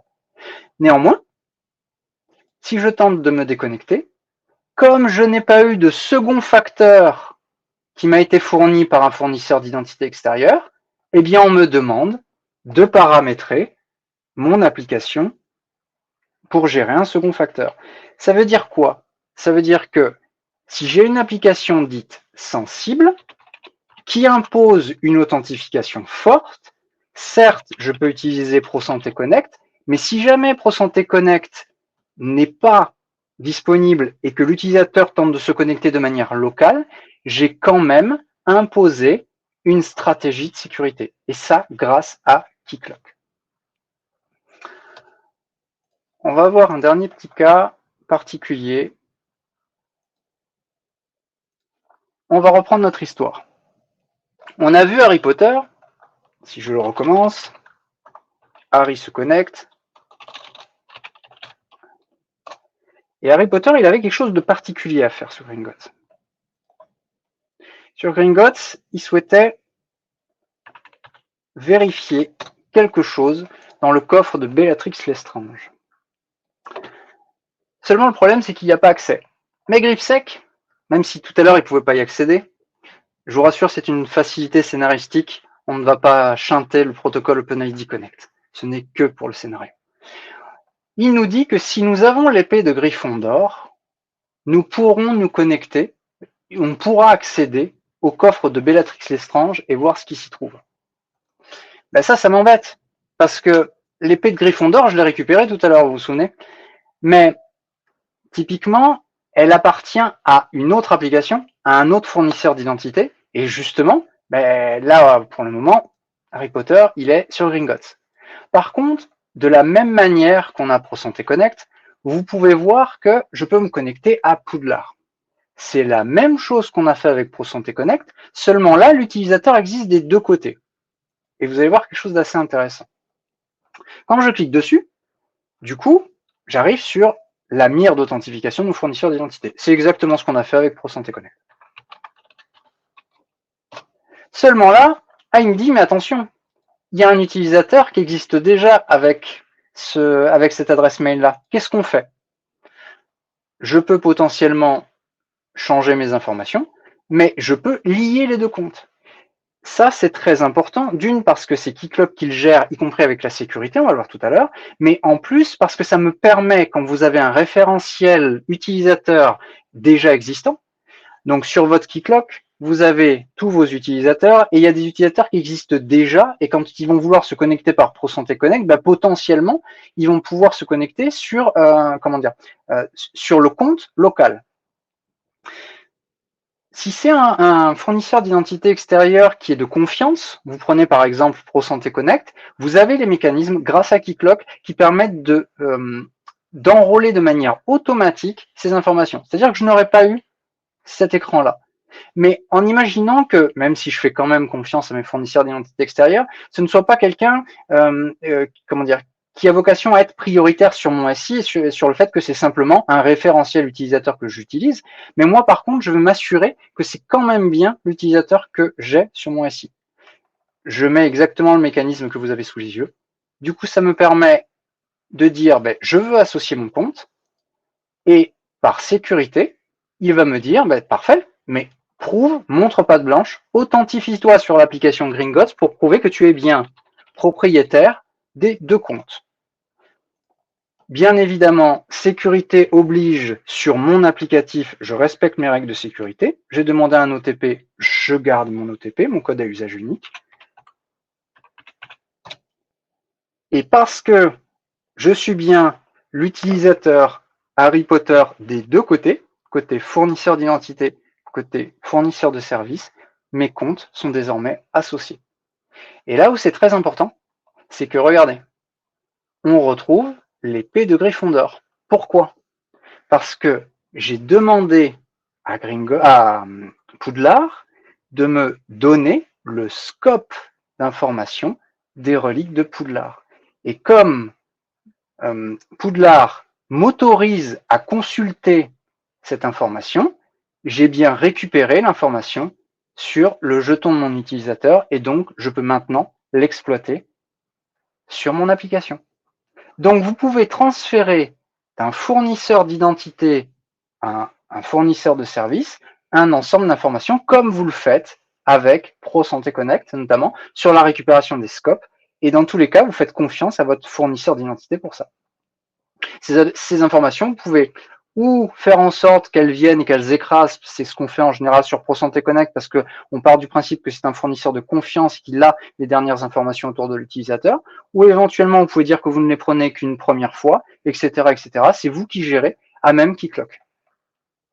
Et maintenant du coup, je peux accéder au coffre de Bellatrix Lestrange. Oui, je vous avoue, j'ai triché pour une facilité scénaristique dans tous les cas. Et maintenant, j'ai trouvé en plus la pierre de résurrection. Donc je vais l'ajouter en tant qu'attribut pour l'histoire, parce qu'on a presque fini. la pierre de résurrection à mon utilisateur. Voilà, je reviens ici. Vous pouvez constater que maintenant, Harry Potter a bien la pierre de résurrection, il l'a trouvée. Du coup, j'ai terminé avec la partie Gringotts. Je m'adresse à Julien et Stanislas, qu'on a encore 5 minutes sur ou pas. Est-ce qu'on pousse ou pas? Alors, le maître du temps est Stanislas, donc je vais devoir lui transférer la question. Et il me dit que oui. Allez, on y va. C'est parti pour la fin, qui va être assez rapide. Jusqu'à 30, très bien, merci. Bienvenue dans la forêt interdite. Alors ça va être très vite, c'est assez technique, mais on va tout expliquer. Mais par contre, ça va vous montrer la puissance de Keycloak et de la fédération d'identité en général. Donc, on a vu tout à l'heure, on était ici connecté sur Poudlard. Vous avez vu après la même chose côté Gringotts. Maintenant, on est sur la forêt interdite. Harry Potter a entendu que Voldemort, Lord Voldemort, était justement donc dans la clairière de la forêt interdite, et Harry Potter veut aller combattre Lord Voldemort. On arrive sur notre application, c'est une application encore à part, vous pouvez me faire confiance là-dessus, on a un Keycloak spécifique. Nous, ce qui nous intéresse, vous allez voir, c'est un cas très spécifique. Ici, on a Firenze qui nous dit qu'il ne nous connaît pas, exactement comme Hagrid, mais que s'il nous connaît, il nous donnera la baguette de Suro. Ce qu'on va faire, on va simplement se connecter pour le moment. Je vais connecter Harry Potter, c'est un compte qui existe déjà sur ce SI. Et on arrive devant Lord Voldemort. Lord Voldemort nous dit que si on veut le terrasser, il nous faut toutes les reliques de la mort et qu'on ait le rôle l'élu. Heureusement, Firenze m'a donné la baguette de Suro, mais le problème, c'est qu'il y a la cape d'invisibilité et la pierre de résurrection qui sont ailleurs. Et là où c'est vraiment problématique, c'est que, comme vous avez vu tout à l'heure avec Poudlard, c'est facile. On s'appuie sur un fournisseur d'identité. Donc, on va chercher les informations sur le fournisseur d'identité, mais ça veut dire que potentiellement, là, on a deux fournisseurs d'identité différents à interroger. C'est-à-dire que, on a la partie cape d'invisibilité qui, elle, se trouve à Poudlard, et on l'a vu sur Gringotts, ça n'était pas présente. J'avais pas le droit de récupérer ce scope. Donc, comme je n'ai pas le droit de récupérer ce scope, je ne pouvais pas avoir la cape d'invisibilité. Et par contre, la pierre de résurrection, on l'a récupérée à Gringotts. Donc, on a deux fournisseurs d'identité différents à consulter. On va voir ce qui se passe. Grâce à Keycloak, et ça, c'est vraiment un point fondamental de Keycloak qui est très important et qui est très intéressant, on va pouvoir utiliser le pouvoir du phénix. Je clique, on voit ce qui se passe après, et j'explique. Je clique sur le phénix, et nous revoici dans la clairière. Dans la clairière, on peut voir qu'on a bien les 3 reliques de la mort, qu'on est bien devenu l'élu, et donc on peut terrasser Lord Voldemort. C'est bon, tout le monde est sauvé. Qu'est-ce qui s'est passé? Le pouvoir du phénix, soyons simples, ce n'est qu'une fédération d'identité.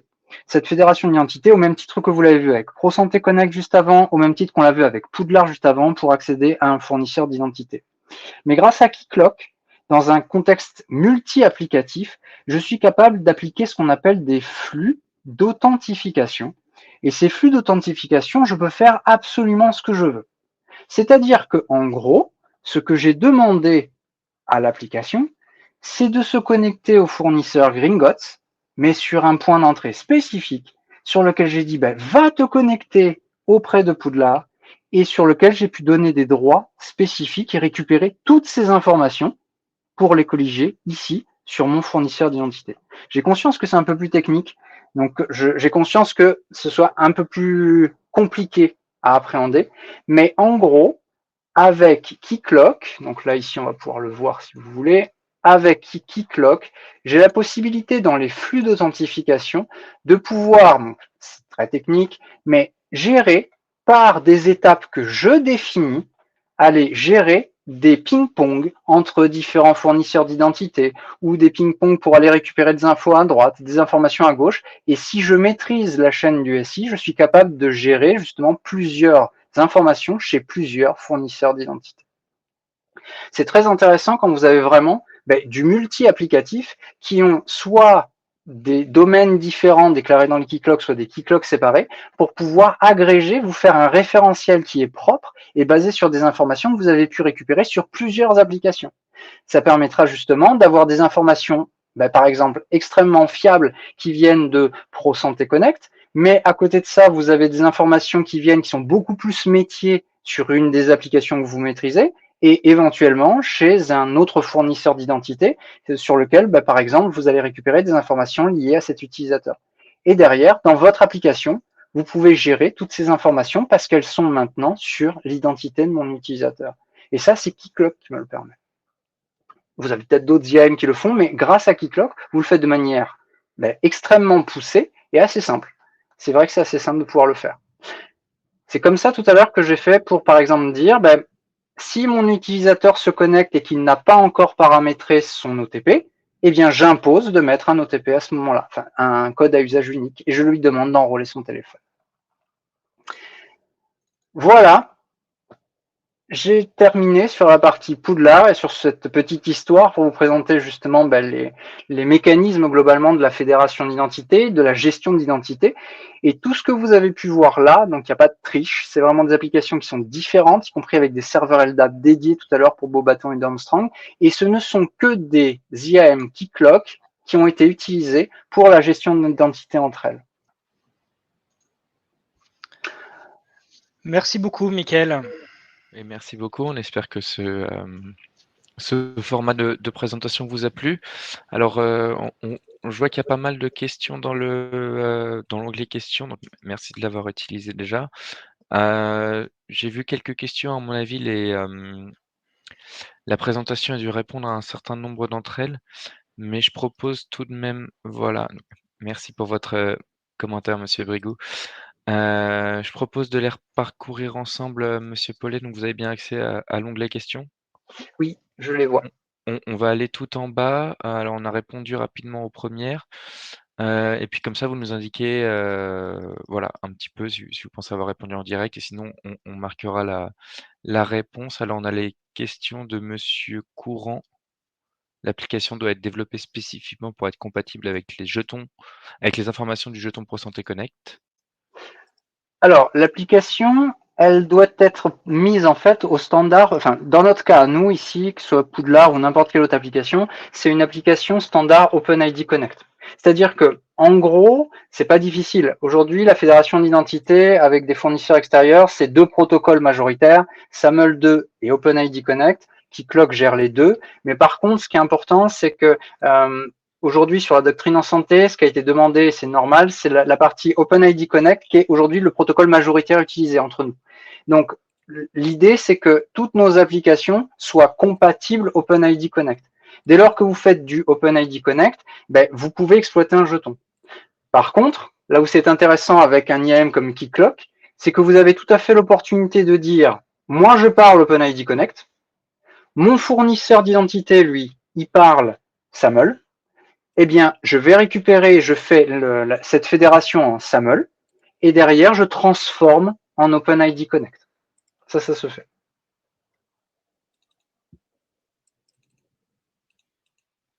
Et après, vous mappez l'ensemble des informations, et du coup, peu importe que ça provienne de SAML ou d'OpenID Connect, dans tous les cas, c'est exploitable par votre application. Merci beaucoup. Alors, la question suivante, c'est: est-il possible d'ajouter des informations spécifiques dans le jeton ProSanté Connect pour des accès particuliers à l'application? Alors ça, il me semble qu'on a un petit peu répondu dans la présentation. Alors, en gros, oui et non. Non, vous n'ajoutez pas des informations dans le jeton ProSanté Connect, parce qu'à partir du moment où le jeton ProSanté Connect arrive et est géré par Keycloak, ce n'est plus le jeton ProSanté Connect, c'est l'exploitation de ces informations-là. Donc, vous créez votre propre jeton, et à ce moment-là, oui, vous pouvez mettre n'importe quelle information qui est présente sur votre référentiel utilisateur à vous. Donc, vous récupérez les informations de ProSanté Connect et vous venez les compléter avec vos informations à vous. Merci beaucoup. Alors la question d'après était plutôt une suggestion de nouvelles thématiques de présentation à peu près sur le même modèle. Donc ça, j'ai répondu directement, hein. Donc merci pour toutes vos propositions. N'hésitez pas à en faire d'autres.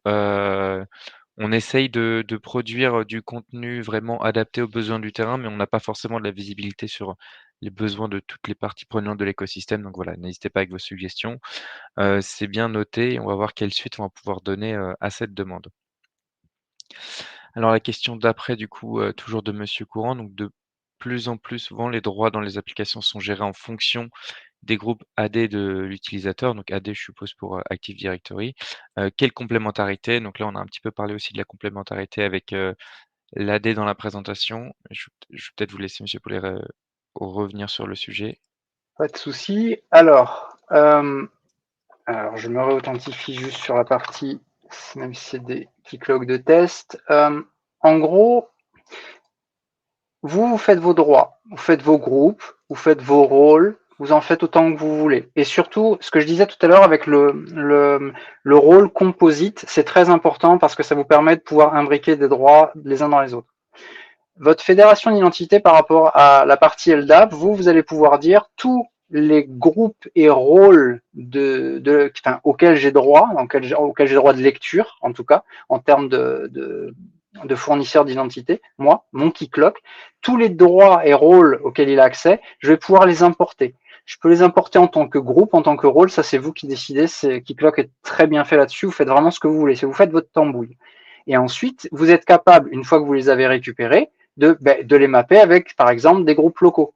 C'est exactement ce qui s'est passé pour la partie student, sur lequel, hop là, pof, pof, pof, non, c'est pas celui-là, excusez-moi, je sais plus lequel c'est, sur lequel, en gros, j'explique que c'est égal au rôle student. Donc, c'est un rôle composite que j'ai récupéré, et par contre, je lui associe automatiquement le rôle student. Du coup, forcément, c'est un rôle local. Forcément, j'ai bien fait le mapping un pour un entre ce que j'ai sur mon LDAP, mes groupes de sécurité par exemple, et ce que j'ai sur mon keycloak. Je vous cache pas qu'en général, ça c'est un travail à faire une bonne fois pour toutes, mais une fois que c'est fait, par contre, c'est un régal. Vous allez sur votre Active Directory, vous mettez dans vos groupes de sécurité ou vos groupes, quoi que ce soit d'autre, et derrière, ça arrive tout de suite sur Keycloak notamment, c'est répercuté sur vos utilisateurs. Bien évidemment, vous pouvez aussi les récupérer de manière un pour un et les appliquer et les laisser appliquer comme ça. Il n'y a pas de souci. Ça, c'est vous qui décidez. Mais oui, vous pouvez aller récupérer tous les groupes de sécurité.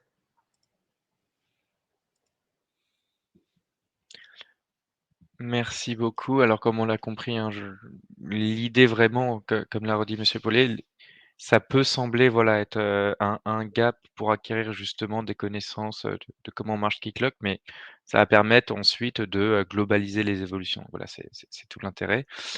Alors la question suivante, est-ce que les attributs de l'utilisateur sont resynchronisés régulièrement au niveau des habilitations de l'application liées à la durée du token? Donc on a un exemple, en cas de révocation des droits d'un utilisateur, on sait que c'est des problématiques qui arrivent souvent. Est-ce que ces droits sont révoqués immédiatement sur l'application? Tout dépend de votre applicatif. Là, on est vraiment sur le métier. Vous avez la possibilité de rafraîchir régulièrement votre jeton. C'est d'ailleurs ce que demandent justement les exigences ProSanté Connect. Il y a des exigences au niveau du rafraîchissement, justement pour s'assurer que les informations sont bien récupérées. Par contre, attention, si c'est une fédération d'identité, comme on a pu le voir avec un LDAP par exemple, je prends le cas d'une connexion qui serait faite avec un LDAP. Là, c'est facile. Avec la partie fédération LDAP, vous pouvez synchroniser de manière régulière et récupérer ces informations.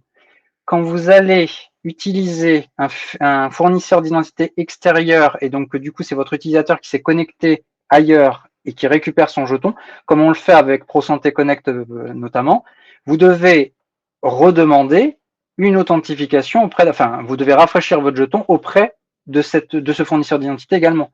Parce que sinon, en général, le rafraîchissement se fait à la connexion. C'est une fois que vous allez vous connecter, vous récupérez des informations à l'instant T. Donc, vous avez bien un rafraîchissement spécifique à réaliser de ce côté-là. En général, ce qu'on fait, c'est que ce mécanisme, on le garde de manière locale. Et par contre, ici, nous, on s'assure que les informations sont à jour. sais pas si ça a répondu à votre question.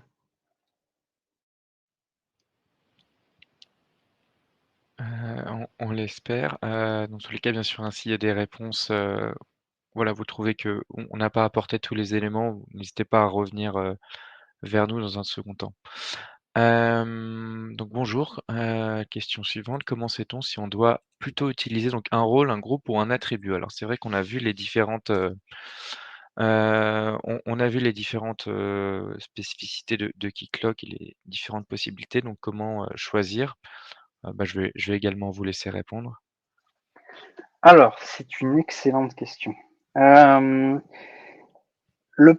fait, c'est à vous de le déterminer, c'est-à-dire que dans tous les cas, sachez que c'est permissif. C'est vous qui faites ce que vous voulez, ça c'est sûr. Par contre, moi je sais que je milite beaucoup, notamment nous sur nos applicatifs, je milite pour cette notion de rôle, de groupe et d'attribut. Un rôle, pour moi, c'est quelque chose qui a une fonction spécifique. Un administrateur, c'est un rôle. Admin, c'est un rôle. Un groupe, justement, ça va plutôt être une notion d'appartenance. Et notamment, c'est la gestion, vous avez vu tout à l'heure, c'était la partie la partie Gryffondor, Serre d'Aigle, Poufsouffle et Serpentard. On a vraiment une notion d'appartenance. Par contre, ce qui est intéressant de comprendre là-dedans, c'est que les rôles sont inclusifs. Donc, vous pouvez mettre des rôles dans des rôles et vous pouvez associer des rôles à des groupes. Et si vous respectez correctement cette notion d'appartenance pour les groupes et de fonction pour les rôles, et bien vous arrivez à faire ce que j'ai pu faire avec notamment la partie Dormstrong et la partie Beaubaton, sur laquelle vous arrivez à faire votre mapping correctement. Le problème quand on fait la comparaison par exemple avec un Active Directory, c'est que malheureusement la notion de rôle, elle n'est pas claire sur le protocole LDAP de manière standard. Il n'y a pas de vraie notion de rôle. En général, c'est plutôt ce qu'on appelle des groupes de sécurité.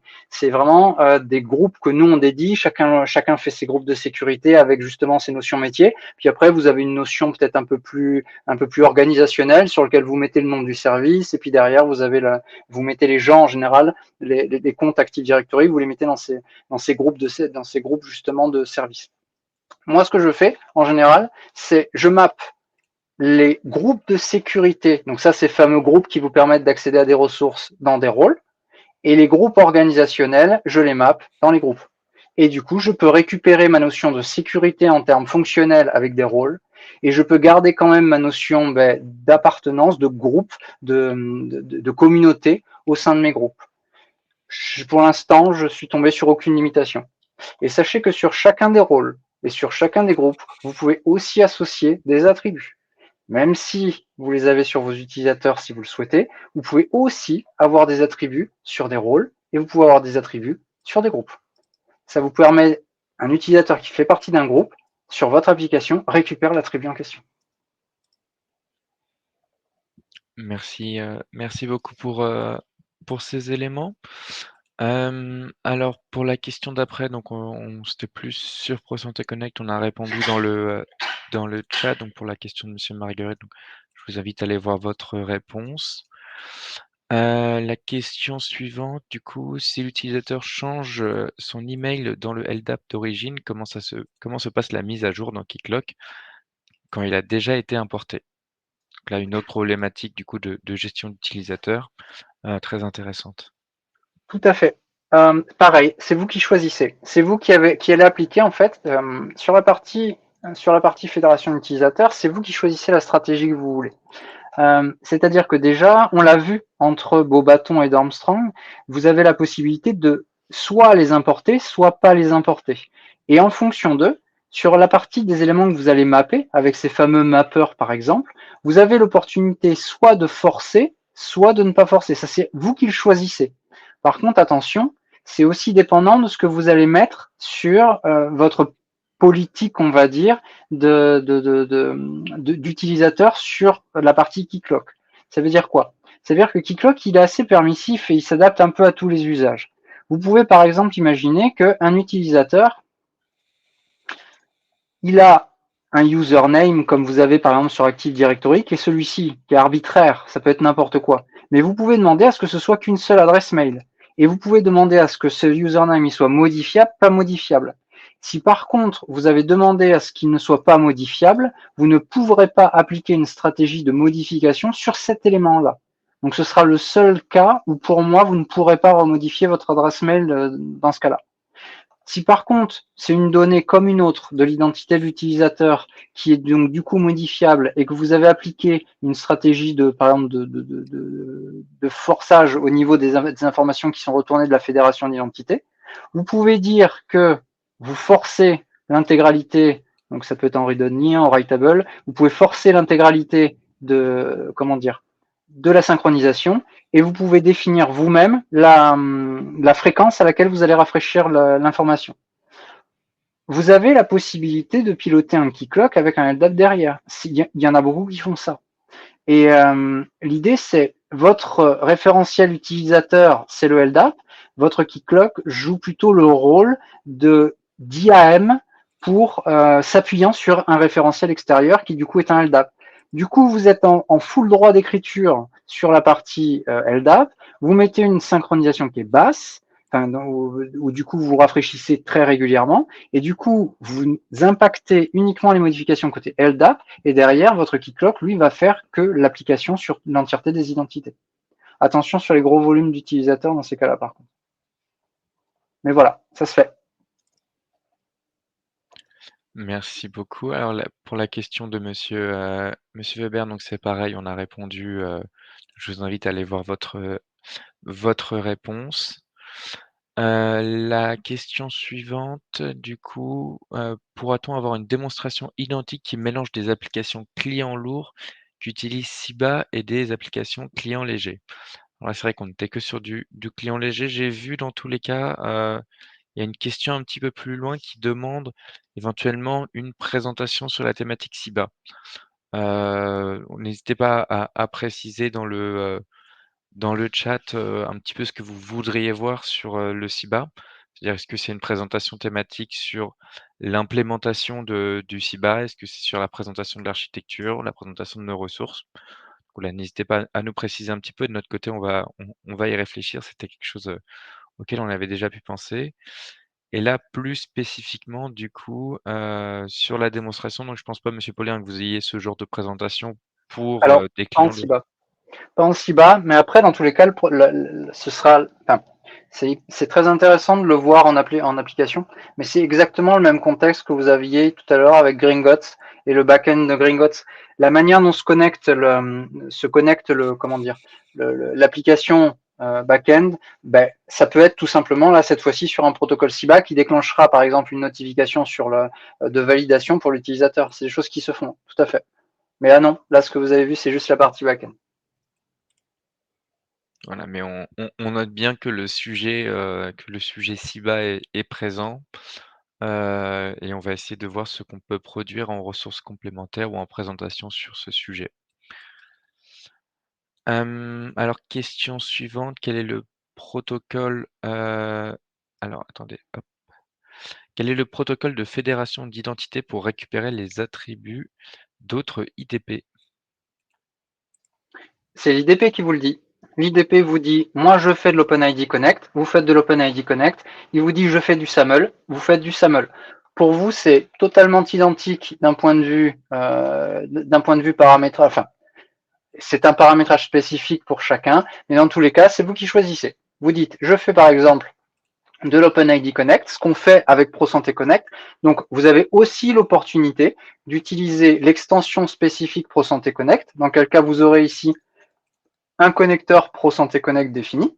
Mais si ce n'est pas du ProSanté Connect, vous pouvez utiliser de l'OpenID Connect. On prend le cas de ProSanté Connect par exemple, parce que le fournisseur d'identité vous demande de faire de l'OpenID Connect. Donc vous paramétrez l'intégralité de votre fournisseur. Et imaginons que ce soit un SAML, c'est exactement la même chose. Vous venez là, vous paramétrez SAML. Attention par contre, le protocole SAML étant légèrement différent du protocole OpenID Connect, vous avez des spécificités pour SAML, des spécificités pour OpenID Connect. Sachez-le. Mais vous pouvez récupérer des informations dans les deux cas. Hein, et vous faites votre mapping dans les deux cas. Merci beaucoup. Alors, la question d'après, il me semble qu'on a un petit peu vu aussi plus tard dans la présentation, keyclock. intègre-t-il un moteur de règles afin de construire des profils applicatifs à partir d'attributs issus de différents référentiels? Tout à fait. Les flux d'authentification vous permettent ça. Ils vous permettent d'avoir des règles extrêmement poussées, comme vérifier si l'utilisateur a bien un rôle spécifique, ça peut être un attribut, ça peut être un groupe ou quoi que ce soit, et en fonction d'eux, vous appliquez vos règles, soit des règles de sécurité, soit des règles métiers, mais vous pouvez le faire dans les flux d'authentification. Attention par contre, longtemps Keycloak s'est mis sur, avait un profil spécifique sur les actions qu'on pouvait faire sur les flux d'identification. Depuis la version 17, il y a eu énormément de d'améliorations et d'éléments en plus que vous pouvez faire, d'actions en plus. Et donc il existe des actions que vous ne pouvez faire qu'à partir de la version 17, sachez-le. Sachant qu'aujourd'hui on est à la 21.01. Donc dans tous les cas, si vous voulez installer un Keycloak, je vous conseille d'utiliser les dernières versions. Merci beaucoup. Alors, on arrive sur les dernières questions. Donc, bonjour, comment est gérée l'introspection ProSanté Connect sur une application tierce si Keycloak est utilisé sur l'application primaire? Alors, Excellente question. En général, soit vous faites avec un flux d'authentification, pareil, avec une redirection vers l'IDP en question, soit il existe des mécanismes particuliers qui font que vous stockez les jetons qui ont été générés avec la fédération en question, avec l'IDP, et que vous pouvez vérifier. Si jamais par contre vous faites de l'utilisation en cascade, comme on a pu voir avec la forêt interdite, malheureusement vous êtes obligé de faire l'introspection en direct, c'est-à-dire trouver un mécanisme pour aller faire vous-même l'introspection avec vos identifiants ProSanté Connect. Ça ferait partie des limitations, on peut dire, que pourrait apporter Keycloak. merci. Alors, bonjour. Alors, c'est une question pour les établissements. Est-ce aux établissements ou bien aux éditeurs de solutions, donc de type RI, DPI ou PFI, de mettre en place les authentifications au sein des établissements? Alors là, je pense que ça a plus être côté Julien la réponse. Donc sur la question de Madame Thévenot. Je sais pas si tu es Oui, avec nous, du coup je l'ai mise à l'écran. Je suis pas familier avec les notions de RI, DPI ou PFI, donc je suis désolé. Dans tous les cas, on va prendre la question. Alors, Mmh. ce qu'on peut, dans tous les cas, peut-être aborder comme thématique autour de ce sujet, c'est qu'on a créé un parcours de raccordement spécifique pour tous les établissements ou les entités, mais c'est principalement des établissements qui utilisent ce qu'on appelle une solution on-premise. Je pense que c'est peut-être en lien avec ça Ah oui, aussi, tout à fait, Julien. bien vu. Donc globalement, on va avoir des situations maintenant où nous avons donc des éditeurs qui vont proposer des solutions on-premise que l'établissement donc va tout simplement acheter et paramétrer pour son établissement. Auquel cas il y a une procédure de raccordement spécifique et je vais vous renvoyer vers la page sur le portail industriel qui met en avant justement ces 2, cette procédure de raccordement. Je vais la mettre du coup, je vais dire que j'ai terminé de répondre et je vais la mettre en commentaire dans le chat. Pour expliquer très rapidement, donc on a une situation où on a l'industriel qui a déjà raccordé sa solution et qui a intégré voilà, ces solutions sur le bac à sable, peut le proposer à ses clients établissements de santé et on va avoir ensuite l'établissement qui va se déclarer sur API.gouv et qui va nous dire qu'il va utiliser ce genre de solution et c'est ensuite au choix, donc soit l'établissement, soit l'industriel qui offre la solution, qui va venir faire une demande avec le numéro d'habilitation de l'établissement de passage en production.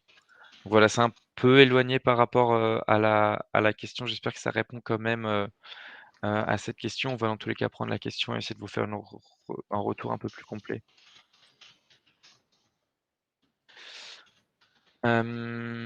Alors, comment faire si mon application n'est pas compatible, donc SAML, OIDC, mais Radius LDAP? Alors, Dans tous les cas, si vous avez une application qui est compatible avec du LDAP, du coup, c'est le LDAP qui devient votre référentiel utilisateur. Par contre, du coup, c'est pas Keycloak qui vous gérera ça. Là où Keycloak, par contre, est intéressant, c'est que lui, il fera l'interface avec l'ensemble des autres fournisseurs d'identité. Ça veut dire quoi? Ça veut dire que vous avez votre application A, on va l'appeler A, qui du coup est interfacée avec LDAP tout court. À côté, vous avez des applications B, C, D, E qui, elles, sont connectées sur le Keycloak. Potentiellement, vous allez avoir des informations qui vont être données par ces applications-là et qui vont être colligées sur les identités des utilisateurs sur Keycloak. Par contre, Keycloak, lui, se synchronise avec le LDAP sur lequel vous êtes connecté. Ce qui fait que vous allez profiter des informations sur l'identité des utilisateurs qui vont être propagées sur les identités LDAP sur lesquelles vous vous appuyez. Après, il existe peut-être, mais là j'en ai pas en tête, des plugins, des extensions sur Keycloak qui vous permettraient de quand même vous connecter vis-à-vis de Radius. Mais là, concrètement, on est plus sur du protocole d'autorisation. Nativement, Keycloak faire du Kerberos avec du jeton Kerberos. Ça vous permet de pouvoir partager des informations à travers de jetons Kerberos et de pouvoir propager une identité et faire du SSO, enfin, propager des éléments d'identité, parce que c'est pas un protocole d'identité. Et autre chose que j'ai pas forcément dite, mais un des gros points forts de Keycloak, c'est que Keycloak est ouvert, c'est-à-dire que vous pouvez fabriquer autant d'extensions, vous pouvez développer autant d'extensions que vous le souhaitez. Les API sont toutes libres, vous avez une documentation qui est extrêmement bien faite par Red Hat notamment, ou toute la communauté, et du coup, vous pouvez développer ou faire développer des modules qui s'appliquent exactement à votre cas d'usage. Typiquement, ça peut être tout et n'importe quoi. Vous pouvez à n'importe quel moment, dans un flux ou quoi que ce soit d'autre, à un moment de l'authentification ou quoi que ce soit, faire appel à quelque chose qui n'a rien à voir, justement pour vos besoins métiers. Ça pourrait rentrer dans le cadre d'un développement d'une extension qui ferait du Radius et qui prendrait du Radius.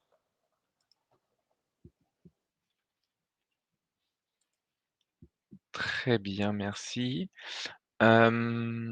Alors, donc l'idée de prochaine présentation, on en a déjà parlé. Donc pareil, n'hésitez pas à nous repréciser par mail sur les mailings que vous pouvez trouver sur notre site internet. Si vous avez des thématiques, on va dire plus spécifiques, parce que donc CIBA, voilà, c'est assez large. N'hésitez pas à nous préciser les demandes ou les domaines sur lesquels on pourrait apporter des précisions, soit dans notre documentation, soit pour faire un webinaire dédié. Alors, question suivante, peut-on provisionner Keycloak à partir d'une application de GRH? Alors, je suppose que c'est les applications de gestion RH en établissement. Toujours pareil, là ça dépend en fait du référentiel. C'est-à-dire que si votre application RH gère des protocoles d'identité comme OpenID Connect ou du SAML pour faire du passage d'identité, c'est faisable. Si jamais vous n'avez, enfin, il n'y a pas ça sur l'application de GRH, dans ce cas-là, il faut utiliser des mécanismes tiers. Soit vous passez par la partie LDAP, qui en général est très couramment utilisée, soit vous pouvez avoir des applicatifs tiers qui font l'interfaçage entre les deux, soit vous développez votre propre accès à votre GRH. Mais nativement, tout dépend de votre GRH. Encore une fois, une thématique de référence, de référentiel. Alors, on a une autre question intéressante, parce que donc toujours sur la gestion d'utilisateur, on sait que voilà, c'est quelque chose qui peut être complexe.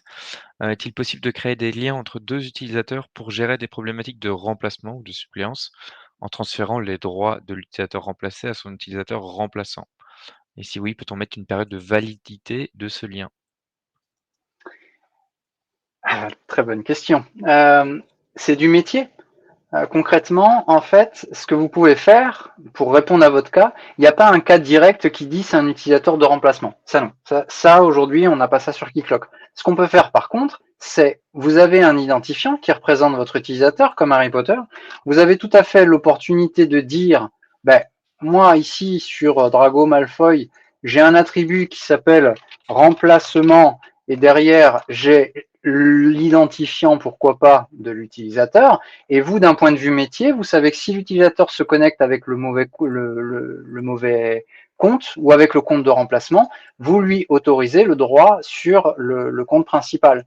Mais j'insiste, ça reste du métier. C'est-à-dire que vous serez obligé d'un point de vue application, sur votre application, d'appeler les API de votre Keycloak. Alors pour information aussi, tout ce qu'on a vu ici, là, c'était avec les propres interfaces de Keycloak, mais sachez que de toute façon, Keycloak propose des API sur lesquelles vous pouvez strictement tout faire, bien sûr de manière sécurisée, mais vous pouvez du coup connecter un utilisateur avec votre application directement. Et vous pouvez aussi avoir votre propre page d'authentification et derrière quand même aller générer un jeton. Donc là, c'est ce qui se passerait. Ce serait que d'un point de vue métier, vous récupérez ces informations-là et du coup, vous allez chercher un jeton spécifique avec votre application par rapport à votre compte délégué, on va dire. Merci beaucoup. Alors, on va arriver sur les dernières questions. On va essayer de les prendre rapidement. Je vois qu'elles sont assez courtes. Donc, est-ce que Keycloak peut être utilisé pour alimenter un AD? Ça, on a vu un petit peu les branchements avec l'AD. Tout à fait. C'est ce que vous pouvez tout à fait faire dans les deux sens le provisionnement, c'est-à-dire que vous pouvez récupérer les informations d'un LDAP ou les propager dans les deux sens. Merci. Alors, on avait une précision donc sur la question de Madame Thévenot. Donc, c'était pour des logiciels qui gèrent les dossiers patients. Donc, je vous ai invité à aller voir les différentes ressources on a pu vous envoyer dans le chat. Peut-on déléguer l'authentification Microsoft 365 à Keycloak, par exemple, pour bénéficier de PSC? Très bonne question. Oui, puisqu'on a ce cas au MIPI. Donc du coup, mais c'est très particulier. Microsoft a son propre mécanisme et du coup, ce qui va se passer, c'est que vous allez devoir faire une fédération spécifique. C'est du SAML pour information, pour l'avoir vu récemment. Et derrière, vous avez un mécanisme de synchronisation quand même que vous devez faire entre la partie Office 365 et votre Active Directory de base. Mais ça se fait. Merci beaucoup. Et on a la précision du coup pour Siba. Ma question est plus précisément, utiliser Keycloak dans une application client lourd, donc ça rejoignait la question d'avant de est-ce qu'il y a une présentation de ce type, pour le client lourd? Donc on avait déjà répondu un petit peu, voilà, sur le fait que foncièrement du coup, si j'ai bien suivi, ça ne changeait pas grand-chose, hein, monsieur Paulet, c'est bien ça? Alors oui, et par contre aussi, je ne suis peut-être pas assez bien exprimé tout à l'heure, mais Keycloak, depuis la version 18 ou 19, propose de faire du CIBA. Donc dans tous les cas, même si visuellement vous avez pas pu le voir tout à l'heure parce que là il n'y avait pas de CIBA sur cette présentation, dans le mécanisme, c'est tout à fait possible. Vous avez la possibilité de piloter du CIBA avec votre solution Keycloak. Merci. Eh bien, écoutez, on arrive au bout des questions et on est pile dans les temps. Donc on a conscience que c'était une présentation donc un peu plus technique que ce qu'on a l'habitude de faire. Mais voilà, c'était l'idée vraiment de montrer. On avait orienté de toute façon les profils, on avait prévenu dans l'invitation. Ce cas d'application, donc qui sort un petit peu du cadre de ProSanté Connect, mais qui est très en lien finalement et qui peut le devenir et qui pourrait simplifier certaines architectures. Si vous êtes un nouvel entrant et que vous comptez vous raccorder à ProSanté Connect, n'hésitez pas à aller, jeter un coup d'œil sur la documentation de Keycloak. Vous avez pu voir aujourd'hui un petit peu les différentes, fonctionnalités, donc en lien avec, cette IAM. Donc merci beaucoup monsieur Paulet de votre intervention, de votre présentation, thématique. Donc voilà, remis dans un cas d'usage en plus, qui peut parler, à tout le monde et simplifier les concepts, qu'on a pu voir. Merci pour votre disponibilité. Merci à tous pour vos questions et voilà, ça va venir clôturer ce webinaire.